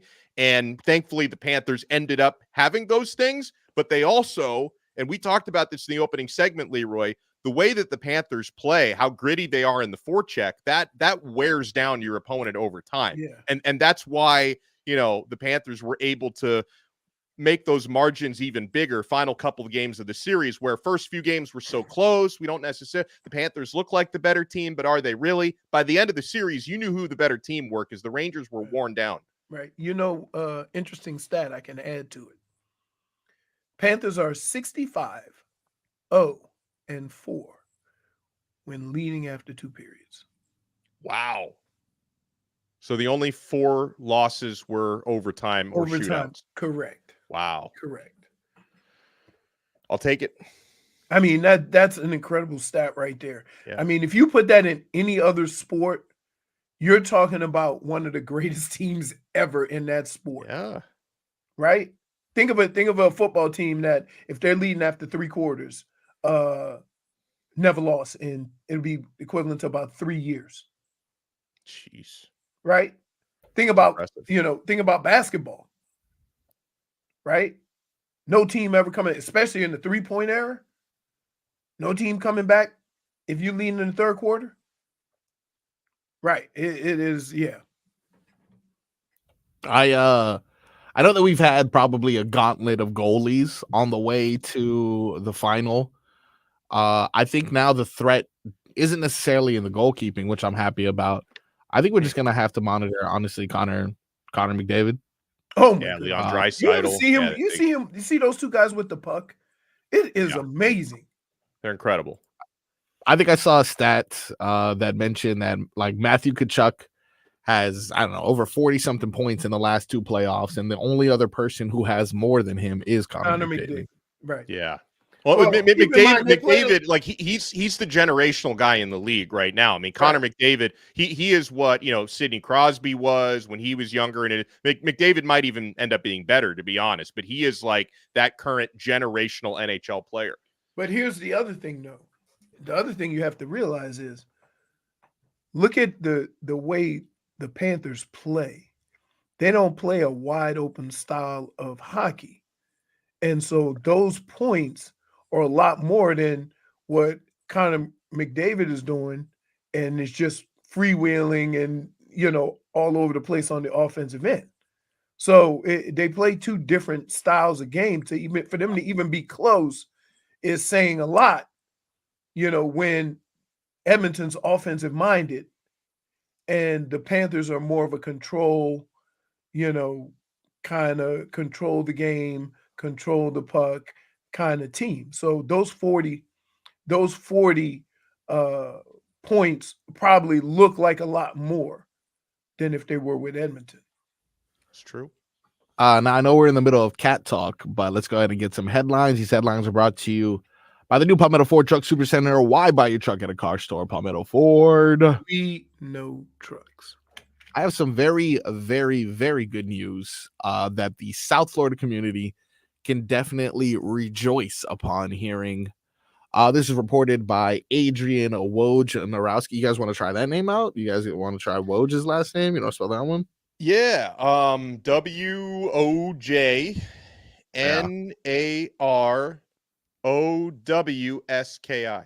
That's good. That's good. He's You good. see it I've all read the because time. I've read millions of his tweets for the last, Right. however long Twitter's been a thing. I know that one. No clue how to pronounce. How to spell his name. Just call him Woj. Woj. Nate, this is his most recent tweet about 24 minutes ago in the story. It was on ESPN. Naismith Basketball Hall of Fame center Alonzo Mourning underwent surgery to remove his prostate after a diagnosis of stage 3 prostate cancer. Mourning tells ESPN additional testing reveals cancer did not spread and he's now considered cancer-free. What a blessing. Got it. Yeah. Absolutely. I saw that story during one of the recent commercial breaks, and I obviously you're very relieved, and I can't imagine what that was. And Zoe, of course, had well-documented health issues over the years, had the kidney transplant, 20 some odd years ago, to be going through this now. I can't imagine like the uncertainty when you're going into these tests, wondering, did it spread? What else what am I going to have to do after this? I can only imagine the relief that he's feeling right now. Yeah, absolutely. I didn't even know that he was going through anything remotely close to that. The Miami Heat, and it was his choice, of course, to keep that close to home. But just great to that once I do finally hear about it. It's, by the way, nothing to necessarily worry about. It hasn't spread, so that's good news. Yeah. I'm gonna have to unfortunately double down on this with a little bit of bad news if I play the role of Leroy in this situation and hit him with oh no. The Cowboys have announced the passing of Hall of Fame offensive lineman Larry Allen. He was 52. Awful. He was young. Yeah. When I saw that story, my first thought was, because I grew up watching him play. Like how old is 52 years? Like that's nothing. Do we have any idea what the cause of death was? I will do more research and circle back on that one. As of right now, it wasn't listed on Schefter's Twitter. I didn't see it probably either. part of one of the single-hand greatest offensive lines to ever play the game. Yeah, absolutely. When you look at that line with Emmett, yeah, still, even in the statement released by the Cowboys, nothing necessarily too specific on it. No matter what it was, it just says that he passed away suddenly while on vacation in Mexico with his family. Awful. It is awful. God bless his family. I mean, absolutely. Deeply loved and cared for by his wife, whom he referred to as his heart and soul, his daughters, Jayla, and Loriana, and Larry the Third is who he leaves behind. So deepest condolences for sure. Sorry to bring the vibe down, but he was a special player. Got to mention. Oh yeah. Yeah. Other news out of the NFL, we talked a little bit about it earlier. We're going to keep an eye on now Tyreek Hill, because Justin Jefferson in the Minnesota Vikings is out here breaking the bank and breaking records, becoming the highest paid non-quarterback of all time with $110 million guaranteed out of his $140 million contract he signed. The arms race and the way everybody who signs a big deal sets the precedent for the next deal, because something, when you follow these headlines, Leroy, you notice every time a good player signs a new contract, it always comes with that headline of now either the highest paid non-quarterback ever, highest paid receiver ever, or highest, if it is a quarterback, it's usually the highest paid player ever. The ante gets upped every time. Why? No, that's not why. See, why? You got to think in football terms. Okay. That is an advertisement for his agent. Oh, okay. You see, the agent puts that out there. Okay. Right? Okay. You think if you go to Justin Jefferson, I'm going to give you $110 million. Do you care where it fits in? Right? That's the agent. Yeah. You notice that stuff comes out, right? If Tua's agent get him $60 million, then the next quarterback going to say, I want Tua money. I'm going to sign with that guy. Yeah, I want Tua money plus $1 so I can say I'm the highest paid ever. Right. So, that's how that works. Yeah. That's advertising for the agent. The player was going, because keep in mind, Justin Jefferson was going to get $100+ million just for being Justin Jefferson. Yeah, he deserves it. Yeah. Right, exactly. Especially when they have no idea what they're doing at quarterback. Yeah. Other extension news. This one's out of the NBA. Sacramento coach Mike Brown has agreed to a 3-year, $30 million contract extension. And that's going to keep him through the 2026-2027 season. Which means, good for him. Which means, around for a long time. Yep. Which means absolutely nothing. Yeah, because they could fire you at any time. Right. Yeah, for sure. You have a bad opening month. You're gone. Right. See ya. Yeah, right. Now, it doesn't happen as much as it happens in hockey. Oh, yeah. Hockey and soccer are like that, where it's like you go through a bad couple of weeks. It's the same thing in soccer. You go through a bad couple of weeks, and it's like, see you later. We find, because for some reason with those sports, it's like oftentimes you bring in even if the new coach is not that good, you usually get a couple of good months out of them, and then maybe you move on to the next guy. You got to get another coach at the end of the year. Right, exactly. So you go through 3 coaches in 6 months. Yeah, I've seen it happen. Yep. I mean, I remember it happened here. It happened in Florida. Right. When Gerard Gallant got fired, people thought, oh my God, how could they do that? Then you realize a lot of people weren't familiar with hockey. It's like you go through coaches like you go through socks. It's just, I mean, thankfully Paul Maurice is doing such a good job. I hope he sticks around here for a really long time. But when you're having coaches who have mixed success, if you're not doing what Paul Maurice is doing, I'm gonna go out on a limb and say this.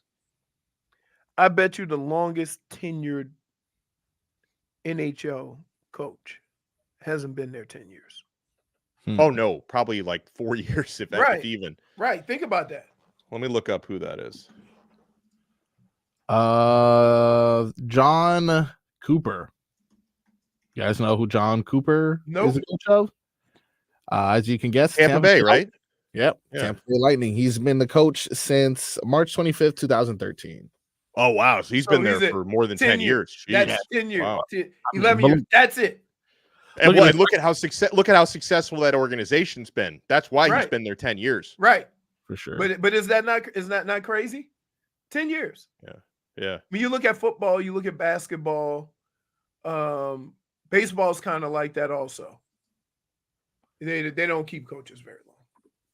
You were mentioning soccer has a quick turnaround as well. Speaking of soccer, Lionel Messi and the Inter Miami Pinks, they fought to a 3-3 tie coming back And Lionel Messi actually shatters an MLS record set by a former Arsenal player.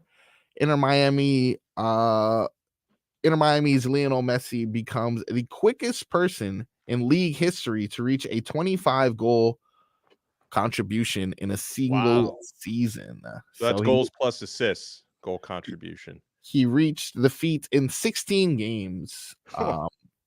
Yeah, I'm sorry. That the former record was 16 games. He did it in about 12 appearances. He's Dang. Good. He's the GOAT. Long story short, he's good. He's good. He's good. Yeah. We got some more that we're going to talk about on the other side here. More shenanigans, more silly sauce, and more sports news because we are educated journalists and we know how to spell. All that and more on the Tobin and Leroy Show.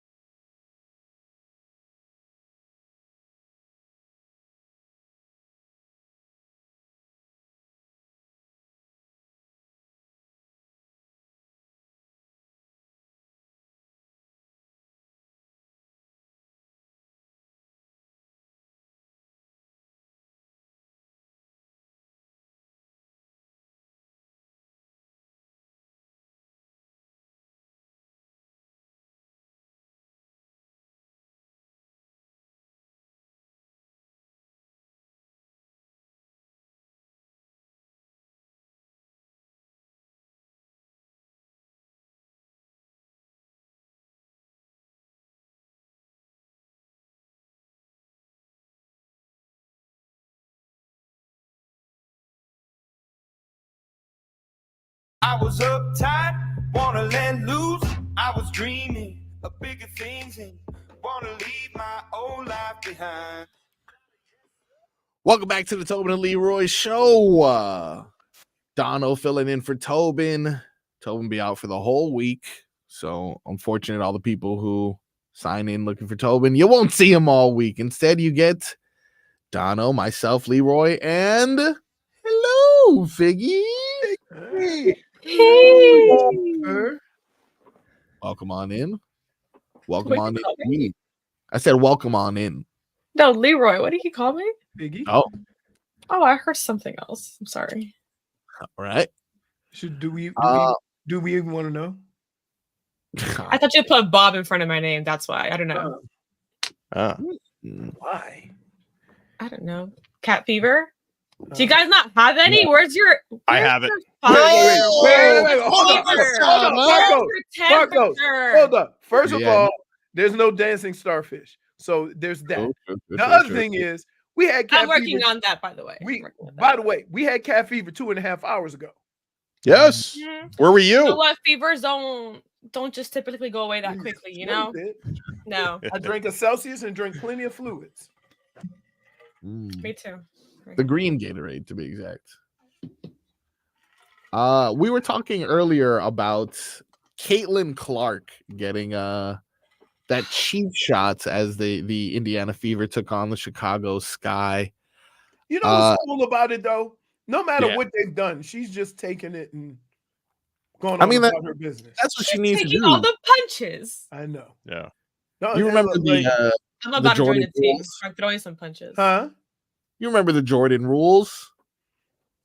Detroit. But they don't need to be rules, right? Yeah. You don't need to make rules for her. She's playing the game, but here's what I would say. What has she done to warrant the extracurriculars? Just hype that's not her fault. Right. She's not the one. She didn't ever come up and say, "Hey, I am the female LeBron James."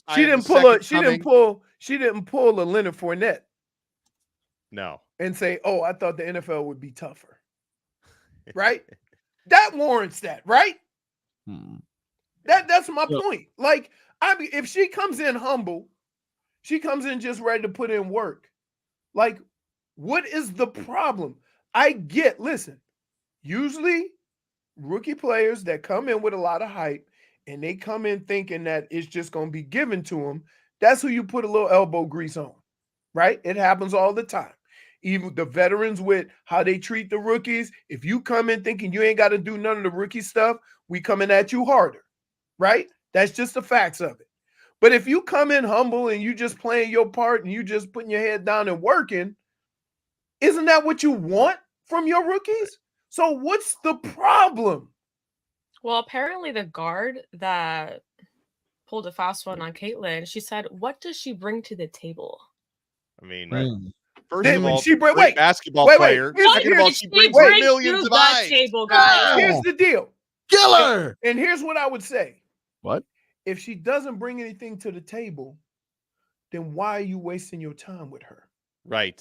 You see what I'm saying? If she doesn't bring anything to the table, then you can just leave her alone and let it play out. Yeah. You see what I'm saying?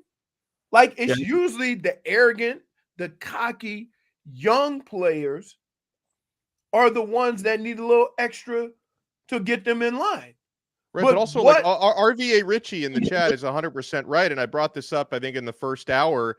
Her teammates need to have her back. Like they need to have an enforcer. That's the thing that leads me to believe. That leads me to believe there might be something more than what Caitlin's doing. That her own team didn't come to defend her. You see what I'm saying? Because it's also a terrible team. Like they were terrible. They're still not good, but they were terrible before they drafted her. So maybe they already don't have a good culture there and a good, locker room mentality. So it may not be her fault. Still not her fault. But I'll tell you this. When Randy was a rookie, Randy ran his mouth because nobody could stop him. Right? But anytime somebody tried to get try to go back and forth with him, he had some support. You know why? Randy was helping us win. Yep. Right? And so from that standpoint, that I would still, and RVA Richie is right, that the only question that I would have as to why her teammates didn't come over and at least do the basketball fake, you know what I mean? The basketball fake, John. Hold me back. Get close. Yeah. Exactly. There's a lot of that. As soon as you see it in the NBA, I don't care how bad the guy is. If you hit him wrong, there are going to be other guys coming there and hold me back, right? The fact that nobody was even in the screen, right, to even suggest that maybe there's something more to that. I don't know, but here's what I would say. There's more people watching you than has ever watched you in the history of that sport, in that league. And that can't be a bad thing. So why don't you give the people something to see instead of that? I would look at it as an opportunity of, I know they're here for her, but I'm going to be on national TV because we playing them, and I'm going to ball out so they remember me. Why? That's what I don't get. Because guess what? That point guard, I don't care how good she is. Now, because so many eyes are on her, now she's considered trash. And that might not even be the case. So look at what you've done trying to make a point. You've actually made yourself look bad because now all those eyes, the only time they've seen you play basketball was against Caitlin Clark, and they see you doing her dirty. So what do you think they're going to think of you, even though you might not be that type of player? So all these girls, all these young women who are out there who thinking they proving a point by letting Caitlin Clark know this ain't her party and there's other people better than her, you playing that style of basketball, you ain't doing nothing for your own brand. See, Look, everyone is safe now because lifeguard Scooby is here. So, Scooby don't like the water. Nah. Scooby doesn't like water, no. No, because that like Scooby drink. No, I'm talking about getting in the he pool. was drinking it a little ago, so I found out Zeus cracked a tooth. What? Yeah, so he's at the vet. Because guess what his favorite food is? Bones. Rocks. And when I go outside with my cooler, he likes the ice. Ooh. Yeah. And they go, that is the worst thing you can give him. He seems to enjoy it. We got some audio clips. We're going to hear from Caitlin Clark herself, as well as the offender, to determine how much of a basketball play that was. We got some more audio to get to from. Hey, wait a minute. Cat Lord TV on YouTube. Maybe softer ice. They do have that. You know like some like the ice at like Fuddruckers used to be where like you could chew it. You're talking about my wife calls it my wife calls it the pregnancy ice. You know, the ice that you pour Coke on and the Coke stays in the ice for a while. And then you can chew it and it doesn't. I don't have a damn ice machine. You get regular refrigerator ice. If you don't like that, then fine. The hell you talking about softer ice? Like I got 7 different brands of ice. We got the donut ice. We got the soft ice. Zeus, what type of ice would you prefer? You should have asked him. You should have asked him. He probably wouldn't have been at the vet right now. He's a dog. Nice. Soon as the freezer opens, he's sitting there. You know, you should get him a snow cone. Oh yeah, snow cone. Yeah, see all these specialty things. Does he like the dog ice cream? They like food. I don't know. I accidentally ate a biscuit, so I'm more than sure. Listen, it was in the shape of a Nutter Butter. Okay, I didn't know there was a dog on the bag. There is nothing you could say. I'm telling you, it was in the shape of a Nutter Butter. And I said to my wife, "Hey, this don't taste nothing like peanut butter." She said, "That's a dog biscuit, you dumbass." Oh, like Even the smell right before you put it in your Wait, mouth. hold on. I was in snack mode. Yeah. So your True. senses all turn remember I on brought once the you get bag. hungry. It looks like a damn cookie. Hold up. I'm gonna bring you know what? We're gonna do a test. We're gonna do a test because I got some snacks in there, and I want y'all to decide whether it's people snack or dog snack. And then y'all gonna leave me alone. Well, I own a dog. No, so I will do great. No, okay? you won't. No, Yes, you I won't. will. No, you won't. Not if you're a snacker. Marcos, are you I'm a a snacker? snacker. You get up and you peruse the refrigerator and go snack, or you peruse the counter and they have brownies or something like that. You say, "Oh, don't mind if I do." I definitely don't. Leroy on that. When I'm in snack mode, I'm like a heat-seeking missile. I'm not looking at expiration dates. Right. I'm looking in the There's no far corners of the pantry. I start shaking bags of chips to make sure we ain't on the bottom. Right. I'm with you. I open up the refrigerator and look in. Now, the one thing I won't snack on is they're like blueberries. Blueberries can kick. Really? Yeah. I love blueberries. Yeah. Okay. No. I'm out. Human snack, dog snack. Dog snacks, huh? It was Yeah, an you take those over accident. blueberries. It was nasty too. You stop at blueberries, don't you? Human snack, dog snack. When we come back on the Tobin Leroy Show. Kendall.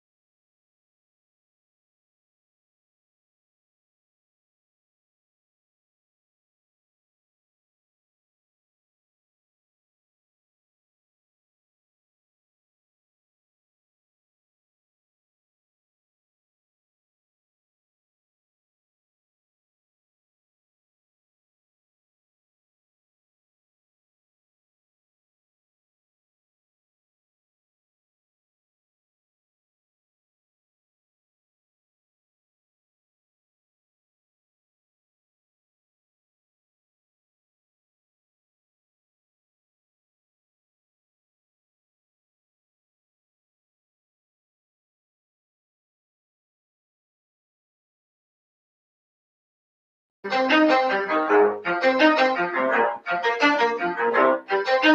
ready? Let's go. Welcome back to the Tobin and Leroy show. Live all week. Got ourselves a All right. summer surprise. Aleksander Donno filling in for Tobin.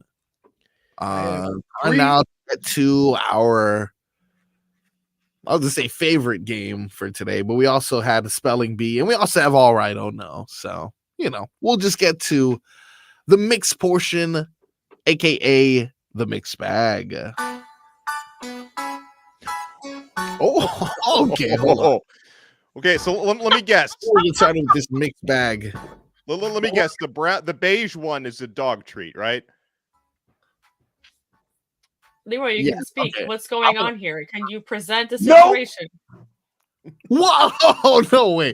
No, if you would have ate that, I would have definitely lost. This is how you feel with the animal noise? I was completely off on that one. Okay, so there's a human one. Okay. Mm. I can't. Can you flip it? The other Well, one. That one. Oh, it looks like a delicious brownie.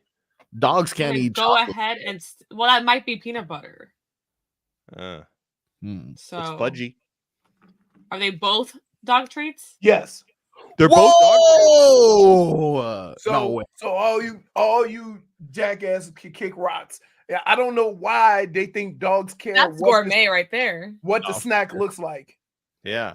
I would have eaten that brownie 100%. So You that should've taken fudge it to the brownie, that's studio. a dog treat. Oh, He is.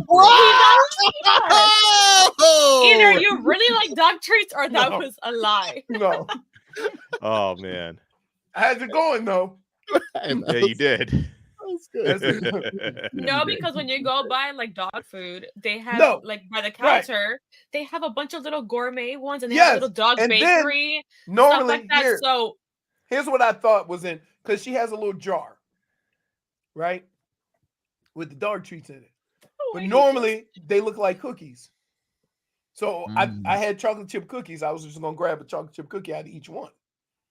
But then this is what they had. Oh. But the Nutter Butters were in the bag, and it said Nutter something on it.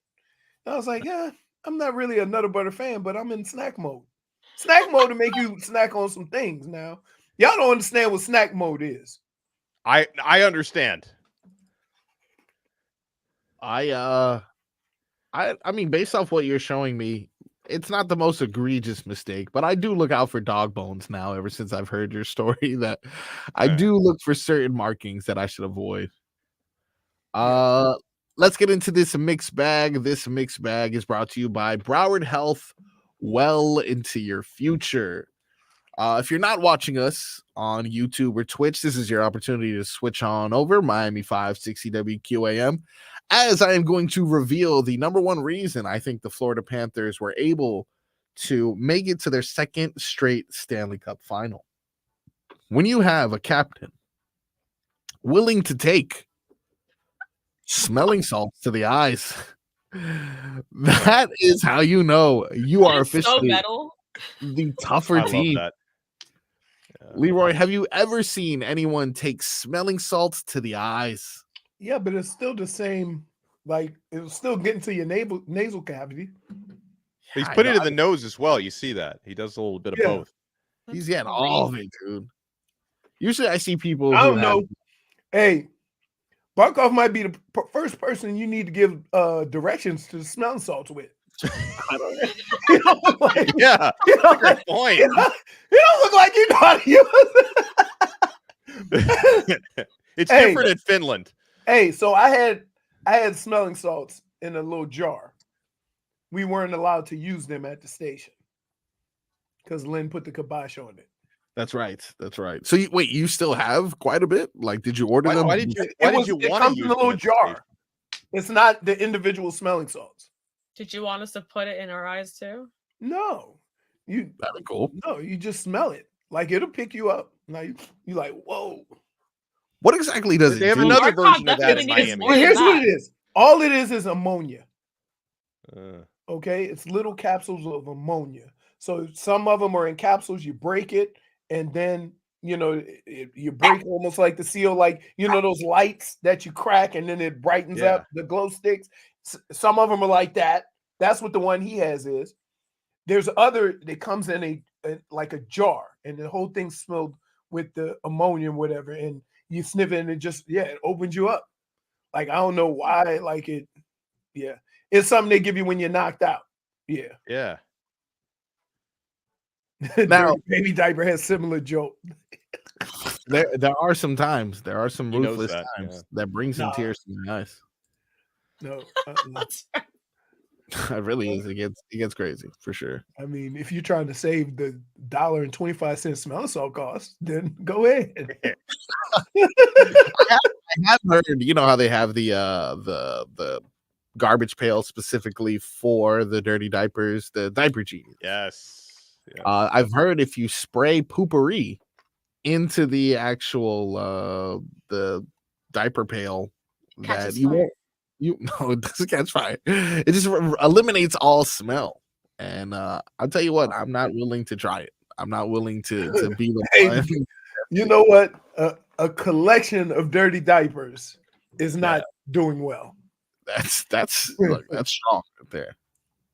Now I got another video for you guys that I thought was pretty interesting. You guys remember Jabari Parker? Yep. Yeah. Former number 2 overall pick, went to the Milwaukee Bucks. He recently did an interview. Not sure if you guys know, he's playing overseas at the moment for Barcelona.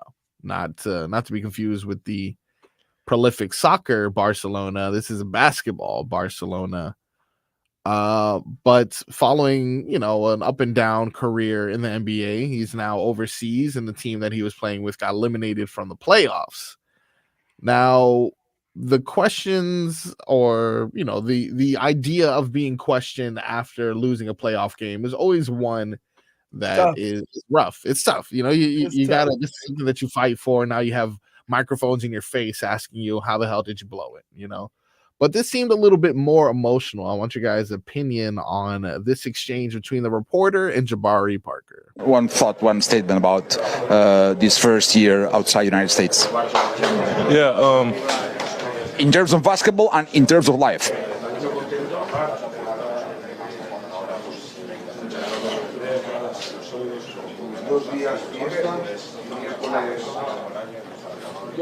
What's wrong, boy? Are you okay? Give him a minute.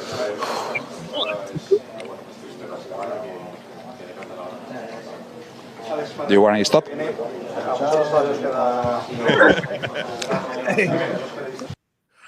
Dang, that was first awkward. of all, let me explain something to you. Like, sometimes you get asked a question that you never, thought how you would handle or respond.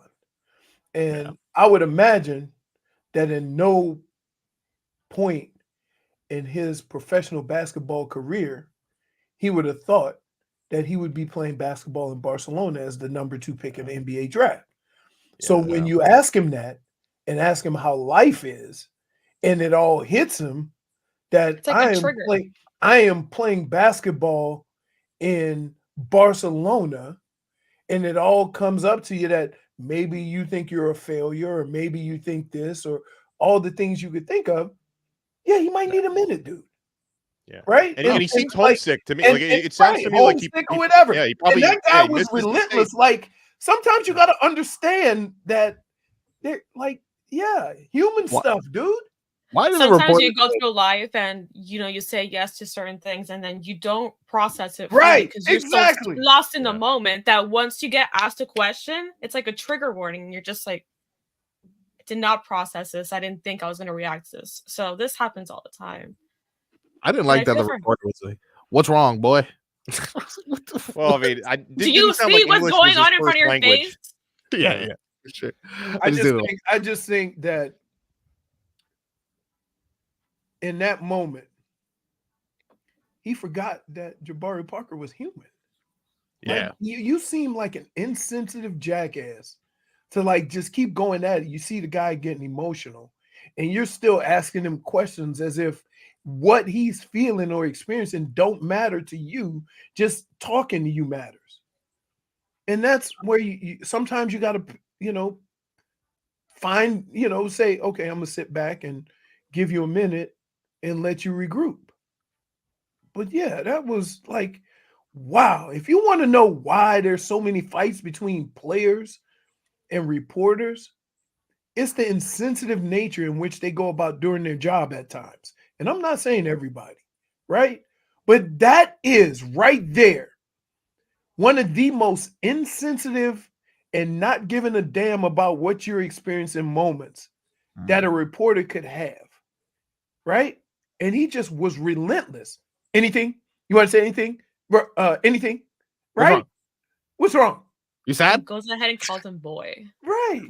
Well, and and Let's put a it's little really cherry on top. obvious. Like, you don't have to be a psychiatrist to like understand the visual cues you're getting that the dude is breaking down. I know for those who were listening to this on the radio, you couldn't like see Jabari Parker's face, but you could see like he was breaking down in tears. I would imagine the reporter is looking at his face, or should be, and understands maybe this is a moment to step back. I don't need to keep asking follow-up questions when this guy's about to break down. Whatever the reasons may be, it's probably a combination of being homesick. The reporter even said your first year away from the United States. Like Leroy talked about the realization, I'm a former second overall pick, and now I'm playing overseas. And guess what? I'd like to imagine Jabari Parker really cares about his team, who just lost and got eliminated. That adds to the emotion of it as well.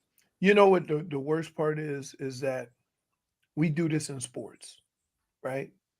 We do this from Donno, the level in which you see most of the players, and that's at the high school, college level, right? Yeah. We do it at the pro level, that we put 5 stars on a young kid and we think he's supposed to be a 5-star player, right? We draft a guy in the top 5 and we think that all the production that normally comes with a top 5 is supposed to be in that guy. Well, let's look at it this way. He is a top 5 prospect. The whole draft could suck, right? Yeah. That don't mean he's the same level as when Peyton Manning and Ryan Leaf were drafted top 5, right? Like it's a weird dynamic in that we put these titles on you, regardless of how good your talent is, and then expect you to live up to that talent.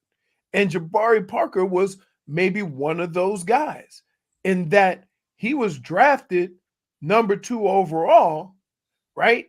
Who knows what his team situation was, what his organization situation was, what was going to be his best method of playing. It maybe never got developed, right? And so all these things come into play, and we see it all the time in sports. We see it all the time. How many, like, you guys do realize that Tate Martell was supposed to be a star football player? Yeah, you had to bring that one up, didn't you? But I'm just saying, Ohio State said good riddance. Yeah. You had to know something was up when Ohio State said good riddance. Yeah, Manny Diaz said, come on down. Right, but that's my point. We see all these kids and we see all these guys in the draft and we say, oh, he was a top 5 pick, he should be this. His development didn't change. Right? If we look at basketball and we say this, a basketball player's prime is year 6 or 7. Why do we treat all these guys as bust the first 4 years of their career? Right. So, like, I feel bad. I feel bad for him from the standpoint of those are moments just in life in general that you should probably have to deal with on your own terms, and not some guy calling you boy that makes you break down like that.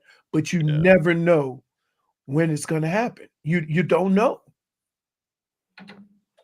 When we come back, we got the final hour of the show. We got All Right, Oh No, a couple more headlines for you, and we'll see if we can finish out this spelling bee. Maybe Jay Fig can get in on this action. We got more of that on the other side.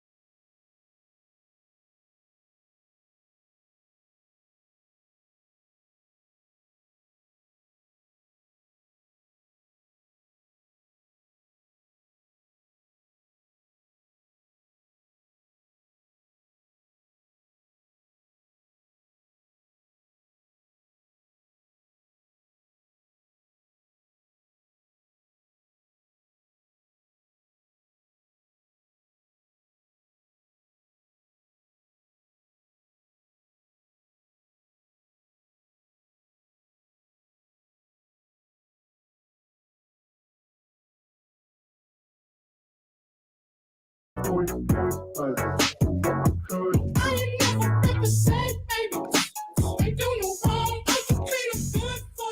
back to the Tobin Leroy Show, final hour on a Monday. Had a good day reflecting on the Panthers advancing to the second straight Stanley Cup Final. We've talked about how the Miami Dolphins will need to utilize their newly freed up money, how Justin Jefferson's contract affects Tyreek Hill, and much, much more. But we haven't actually checked in on the Hurricanes as of recent. And I know nobody more informative on the subject than our very own Alex Donno. Donno, do you have any updates from Coral Gables? Yeah, there's been a saga that's going on. We were due for another saga. So if you guys have been tracking the transfer portal, where Miami had a lot of success in April and early May, bringing impact players like Damian Martinez at running back, Sam Brown, Tyler Barron at defensive end, and bringing in Simeon Barrow, former starting defensive tackle from Michigan State. He committed to Miami in May. And then at the end of last week, it was, I think it was Thursday that this happened. And then Friday is when it started to get reported. Simeon Barrow reportedly just right after a workout, just left the team, went back to his hometown in Georgia and had told some of his Miami teammates, like, I'm not coming back. Like, I'm not going to be on the team anymore. This is alleged to have happened. And then reports started coming out that apparently Missouri was trying to get him to switch teams to Mizzou, maybe, some crazy NIL offer, whatever it is.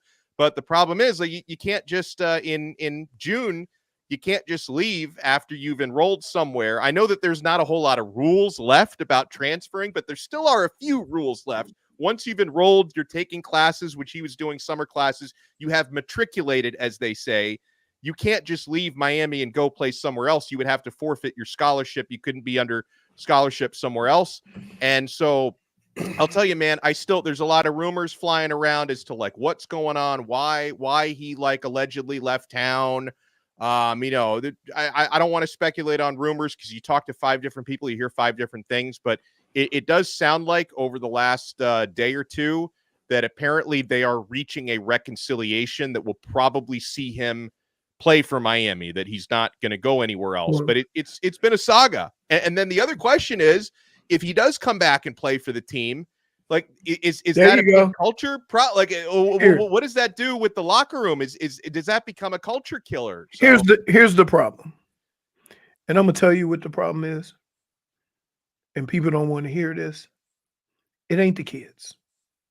It's the parents. It's everybody in this parent's world, in this kid's world, telling them what they think they should do without knowing the damn rules. Okay? Bingo. So he doesn't have a valid advisor. He has people who think they know what's best for him.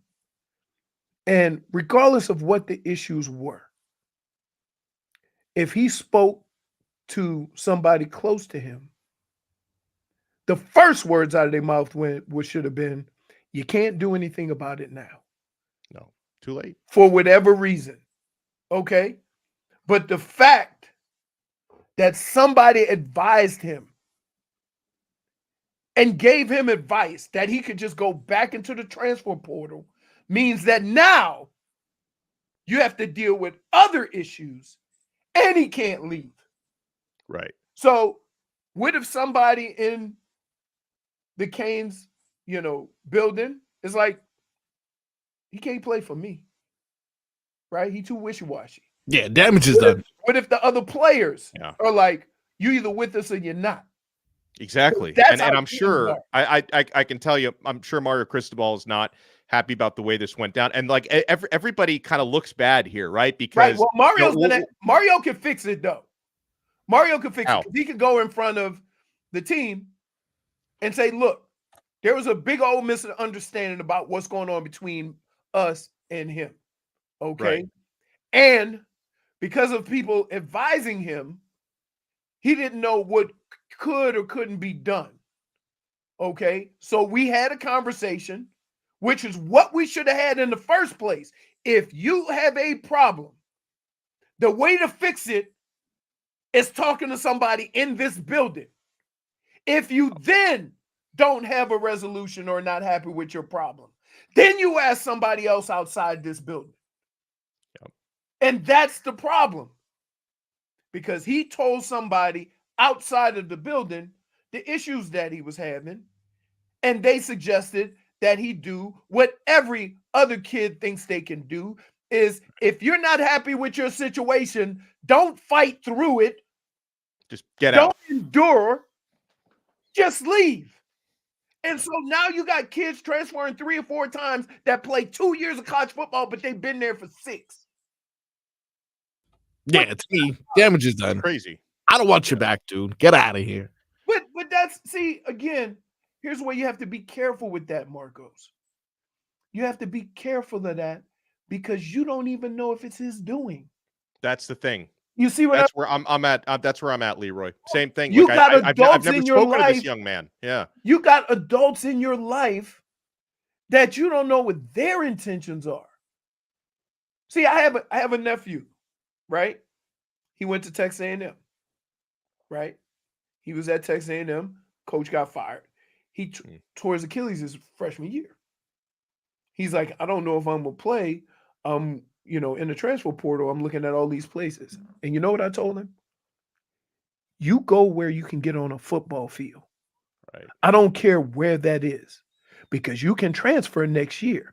But guess where you can't transfer? You can't transfer nowhere if you ain't playing. Go somewhere where you can get on a football field. I don't care where it is. They'll find you. And you know what? He's going to a smaller school. He left Texas A&M to go to a smaller school so he can play football. Love it. And that's what you need, people advising you on the reality of your situation. Everybody think they got a top 5 draft pick. The reality of it is that ain't it. So you got all these kids whose advisors are telling them to go in the draft, and then they get undrafted, and you realize I could have got the same money getting NIL and being a stud at my college. Yep. So that's it.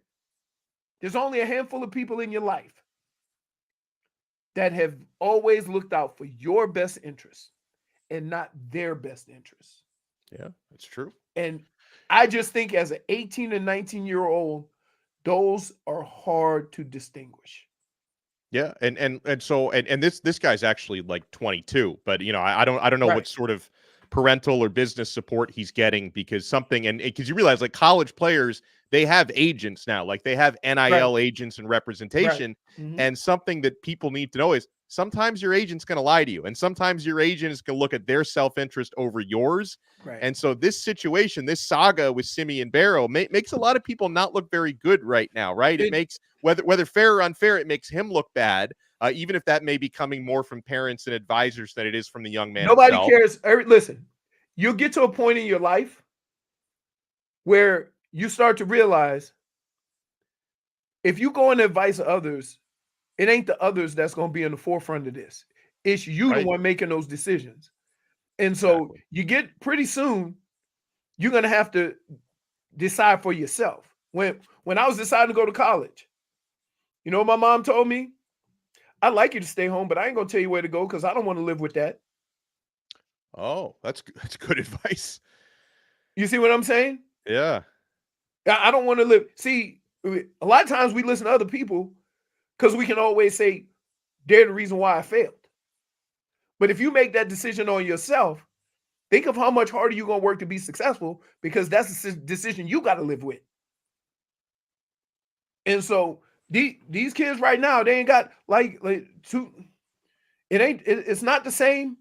And I blame whatever parties didn't try to control this in the beginning when they saw it coming, right? And now you're just playing the game. But you look at the quarterback up in Florida, the coach that just promised him whatever. Now you got grown-ass men telling kids what they want to hear, right? Just to get them in school, thinking, once I get them here. Yeah, here we got 13.85 million. And they did that, talking about Jaden Rashada now. Florida did that just to get him to leave Miami. And then, oh, by the way, we don't actually have the money. Right. But think about this. Think about this. That's a bigger contract than 95% of the draft. Yeah. I mean, the first, what do I want to say, first 5 picks? Maybe get more than that. Yeah, maybe. But think about you're that. right. Think about that. You're giving a high school kid more money than 90 to 95% of the NFL draft. Something is not right because it's harder to determine if a college kid is going to be any good than it is a professional player. Bingo. So, yeah, man, good luck with that. Good luck with you know, the good luck. Like, I just remember when I was in college, the first person I had to tell, right? It wasn't Bo, it was my mom, right? And I knew that maybe, you know, she wouldn't like it, right? Because it's farther away from home, right? But she couldn't have been happier because she knew, hey, I always, you're going to get a chance to travel. You're going to get to see places you never saw. If 4 years of college is all you get out of your football career, then you can say you did something different. And that was it. I didn't have anybody saying you should do this, you should do that. When I decided to leave Michigan early, I was sitting in a room by myself, just thinking of pros and cons. I didn't call anybody. I didn't suggest. So I had to live with that. Like, you want the big boy money, you want all of the fame and fortune of NIL and all this, make your own damn decision and live with it. We got all right, oh no, and the remainder of our spelling bee to close the show out. Oh, there's more? Well, I mean, we're tied. Unless you want to forfeit your trophy. No, I ain't giving up nothing. You guys did a great job. No. Well, we'll settle that as well as all right, oh no, coming up next on the Tobin and Leroy Show. Got you.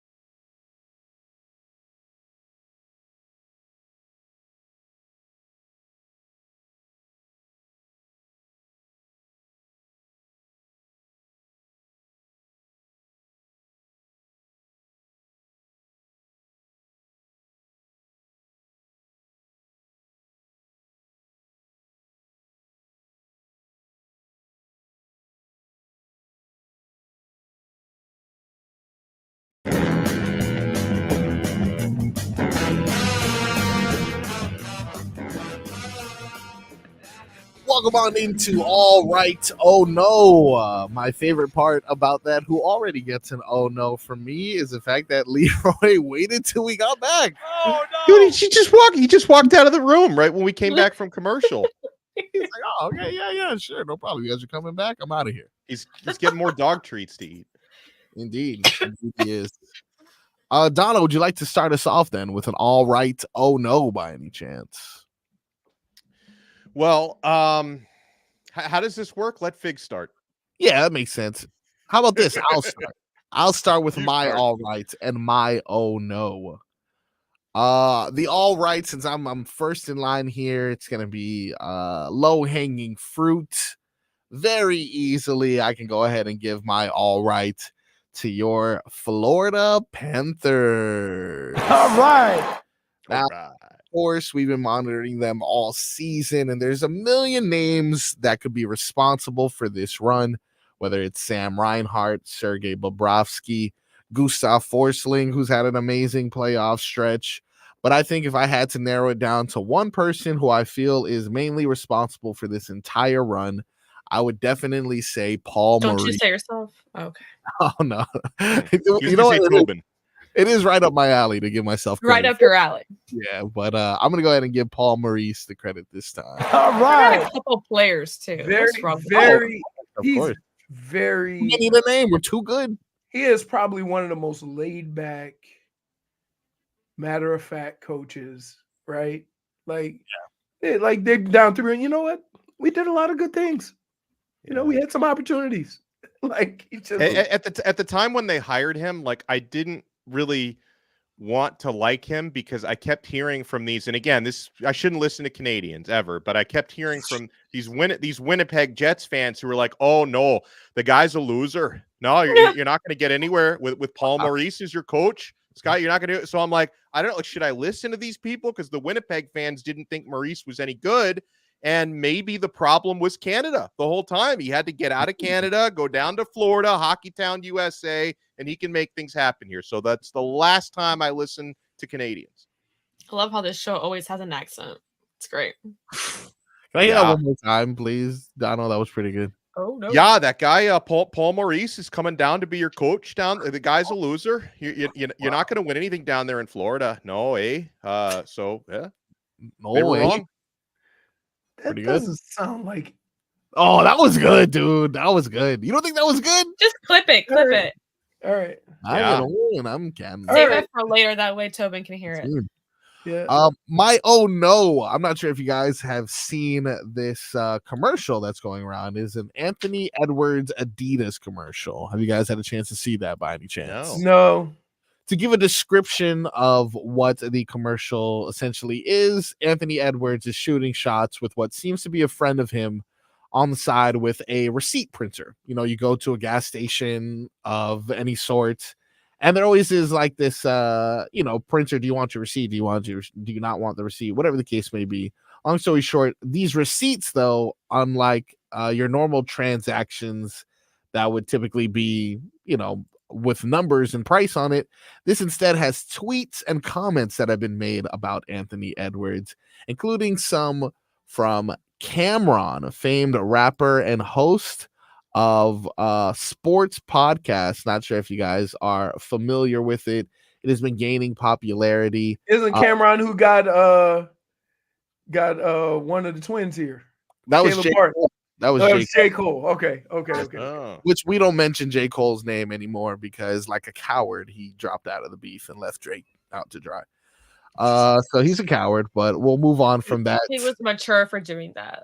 Oh yeah, so mature. Ooh, my tummy hurts from what I said about Kendrick. What a baby, dude. I don't even want to talk about that guy anymore. Okay. Anyway, nonetheless, within that receipt commercial, one of the comments from Cameron was, "Is this player," in reference to Anthony Edwards, "ready to be the face of the league? He's a superstar, or he's an all-star, but is he a superstar?"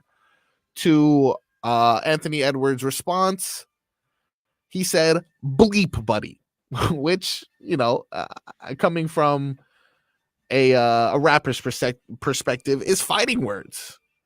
So what did Cameron do? on his podcast, It Is What It Is, he responded to Anthony Edwards, essentially telling him to go bleep himself. And this was his freestyled response. Bleep wrong with Ant-Man. Gave him his props. Homie got love from me. New commercial. Y'all ain't got no love for me. He shot a jump shot and said, bleep buddy. The receipt reader looking like his bleep buddy.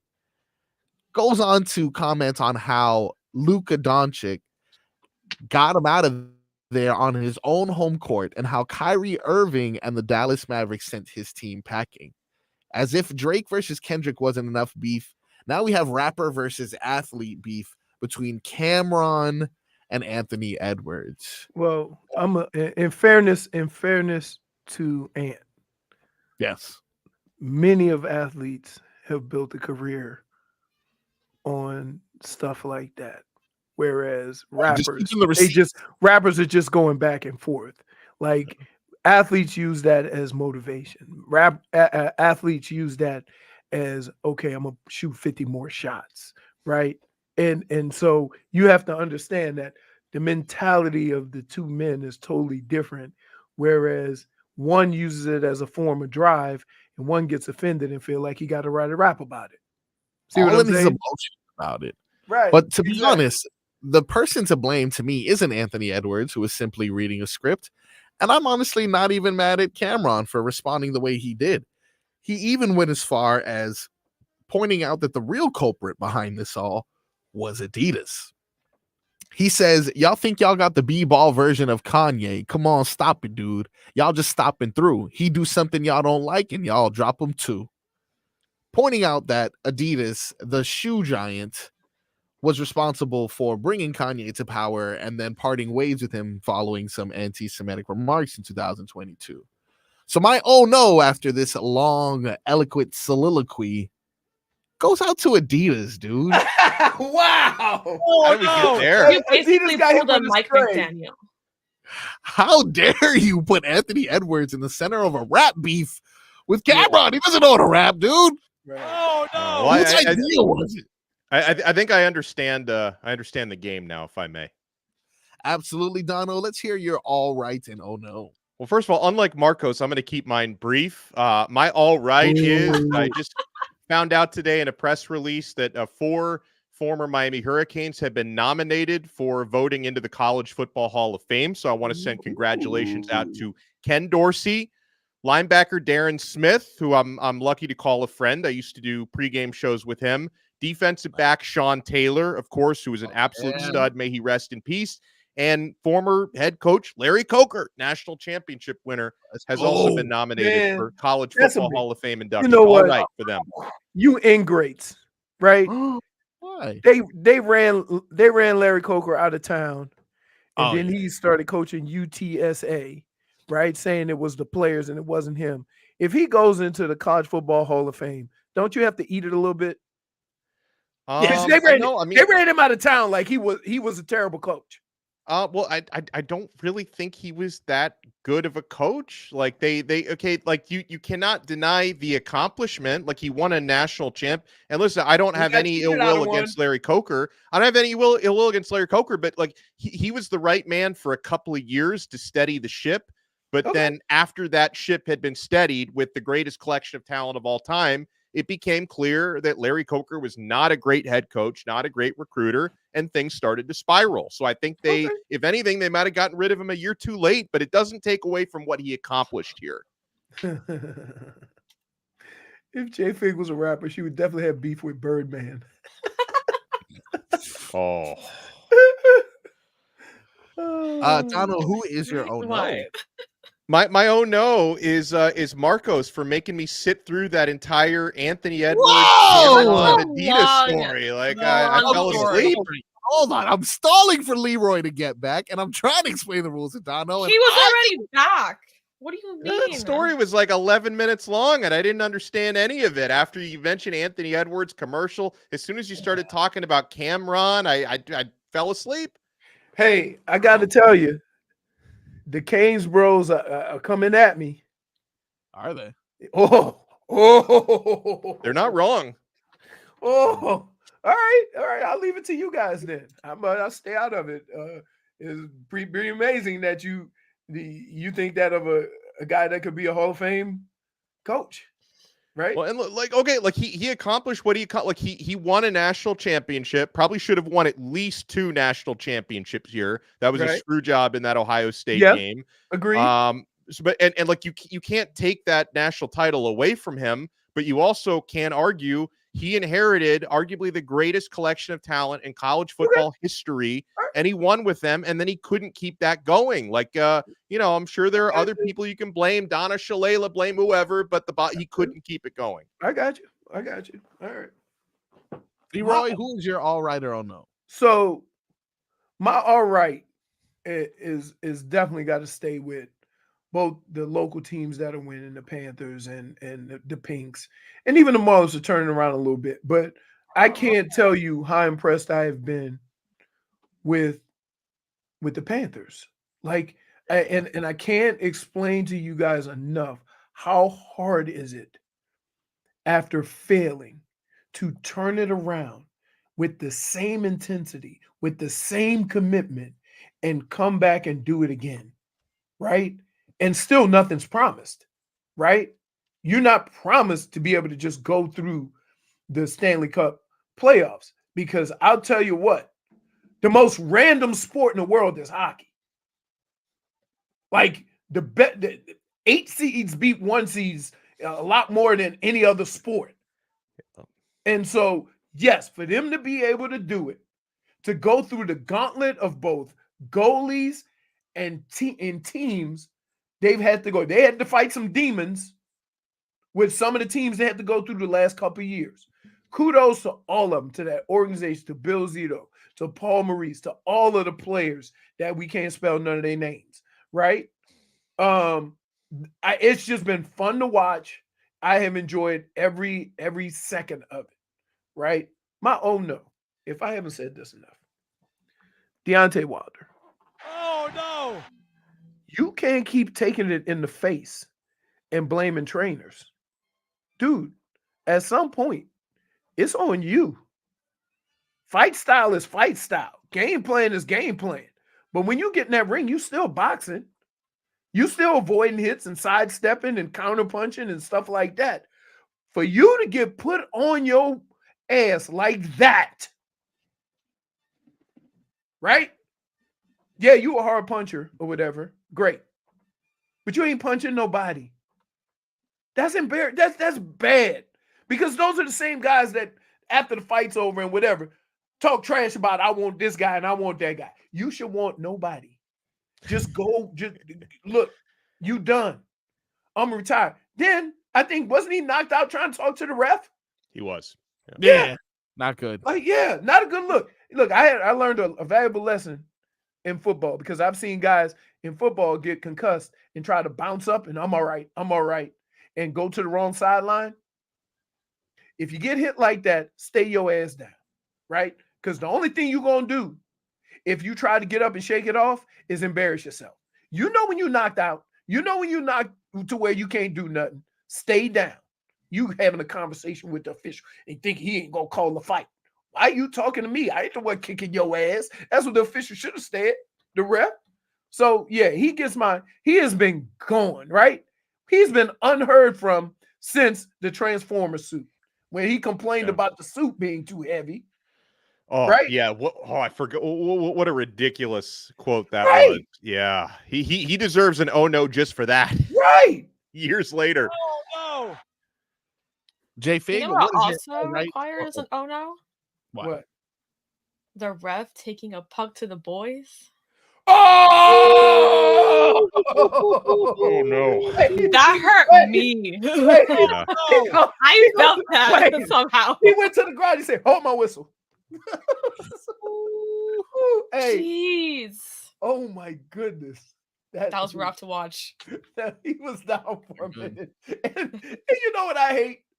Like, every man knows how excruciating that guy was in. You know what the announcer said? We do have a backup official just in case.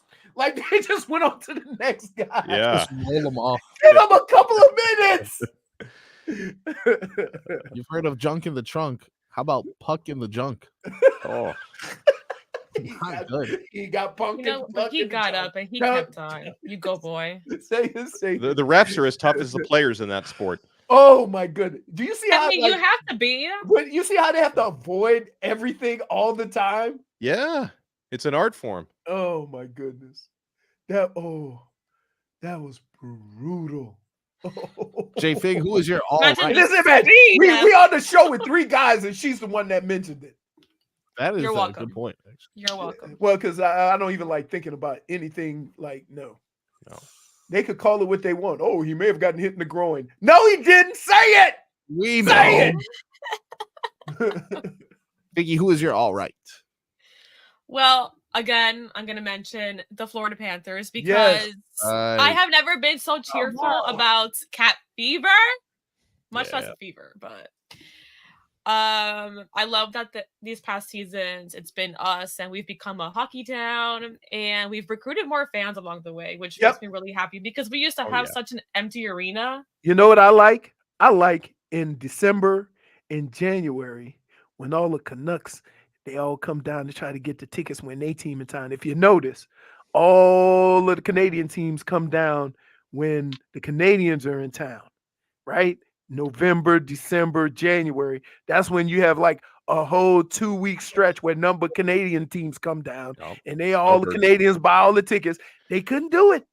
Yeah. Let me see if I can find a cheap ticket here. You know what? I tried to pay under 50 loonies for a ticket, but I can't find one that's under 200 American dollars, which is like $1 million Canadian dollars. I don't know what to do. I'm also glad they didn't touch the trophy. Oh, yeah. Oh. You saw how quick even Palmaris was like, don't do it. Did you see the stand back guy? They had the stand back guy over the trophy. Yeah. But Tkachuk said, I don't care about that. And he broke his sternum. Ouch. Don't touch it. Also, my oh no goes to Tobin and his deep dive with his phone. Dude, what that is was wrong with so funny. What happened? We should have sent somebody to his house to do a wellness check. Because why is his pool always red? Right? Whenever he jumps in the pool. Keep in mind. He did it for the Panthers. Wait a minute. Him and Robbie did it when we were at a Marlins baseball game. And when the Cleveland was down there with the pool, he goes, if the Marlins come back from this debacle, I'm jumping in the pool. He jumped in that nasty Clevelander pool. Oh. You know, okay, so before we move on to this amazing Spelly Bean that you have put together, so we remember Barkov and his smelling salts. Right. Yeah. Correct? Well, in an interview that happened in April, Tkachuk had mentioned that Barkov is a very quick driver to the point where he went from Boca all the way to the airport in 7 minutes. Dang. That's do you think the salts has something to do with this? I'm all hopped up on my dude. Now I'm putting 2 and 2 together. I think that this has to come into an account, you know? Yeah. Smelling like a lead foot. I'm surprised Tobin didn't turn green jumping in that Cleveland water. When we come back, we'll wrap up the show. We're going to finally determine who is the best speller on the Tobin and Leroy Show.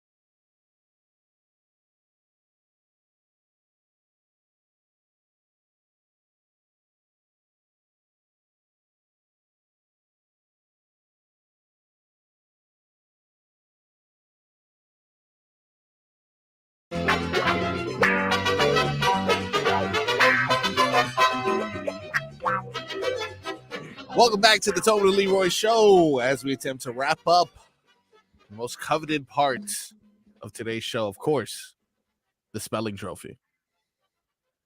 Now, we have a tie score between Leroy and Donno, and we have a new contender in J Fig. So we're just going to go ahead and put everybody at 0, if you're okay with that.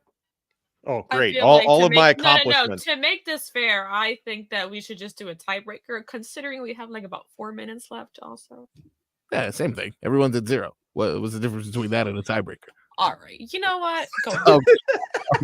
-1 for Sass. What? I know you're trying to be fair. Tough crowd. Fellow co-workers. -1 for Sass.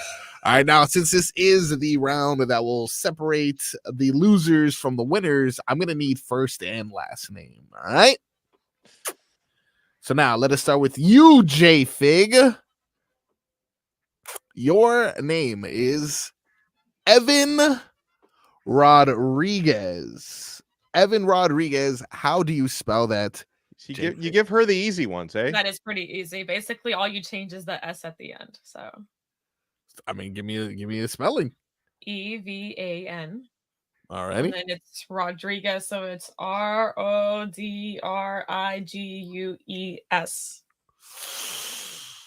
Right? That is correct. JP coming out the box. Strong, Fig. Hey, you go, boy. Let me ask you a question. Yeah, what? What's that? Why you give a Latino name? Oh, no. Thank you. Yeah. Well, he spelled it differently. Normally, it don't matter. With a Z. Man. Oh. It was still not that hard. You didn't have to spell Etu Luostarinen, okay? You got to spell Evan Rodriguez. Piece of cake. Piece of cake. All right, Leroy, let's get an easy one for you as well. Oh, again, I can already tell by you stretching it ain't gonna be easy, you bum. First and last name, Dmitry Kulikov. Hold on. Yes. I don't know if it's D-I or D-E. Okay, wait. Yeah. Is it D-E? D-A-M-I-T-R-I. What? DM. I knew that. Oh my goodness! Use a vowel, foreigners! Damn! If you had given me that one, it would be over already. What are you doing?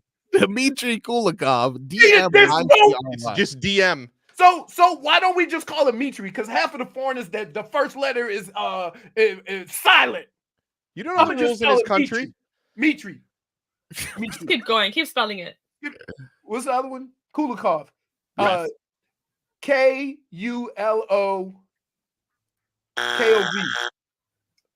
K-U-L-I-K-O-V. I apologize. You have gone out of your way to make me mad at the Panthers. I didn't want to be Dimitri with. Man, you actually got him a fever. Come on, man. We're just trying to make sure that everyone is up to date with the team. I'm sorry, sir. You've been. I spell Rodriguez. Donno, time now for your final name. You ready for this one? Yeah. Tobias Bjornfoot. Tobias. Yes. Say the last name again. Bjornfoot. B-J-O-R-N F-O-O-T F-U-T. By 1-0, my friend. You got it incorrect. No, give it to him. Give it to him. 1-0. Tobias, T-O-B-I-A-S. Last name, B-J-O-R-N-F-O-T. Ah, so sorry, Donno. Hey, so you sorry. know what I'm saying? Like, I'm so sorry. You know, like, it was fair and square. Like Bjornfoot you right in your ass. Evan Rodriguez for the win. Who would have known? Who would have known? Congrats, We would have known. I'll share my trophy with you guys because did I have to get the little? Does he have a little apostrophe, Dimitri? A little accent over the? No, but the lack of vowel after the D is a little crazy. I got it. It is startling. Dimitri. Because everybody else that has all them letters like Tkachuk, it ain't Tkachuk, so why it's got to be Dimitri? I just call Dimitri. You know what? I give it to you. You spelled Tkachuk correctly. Hey, Dr. Sabaga said I had dead born foot. All right, ladies and gentlemen, when we come back, that's it. Tomorrow, you get a -1 because your pronunciation is what killed everything. He was also out here putting. Yeah, let's go. If he said the orange spot, I would have won or tied at least. Well, I don't make the rules, except for the fact that I do. Tomorrow, Donno will be. We learned how to spell pterodactyl. Yeah. I got my kid is graduating kindergarten tomorrow, so I'll be out. Congratulations to little Donno for your graduation. Congrats. And we will catch up with you guys the rest of the week. We got animal noises and a bunch more of silly sauce games. It is a summer celebration on the Tobin and Leroy show. Thank you for joining us, and we will talk to you tomorrow. The #1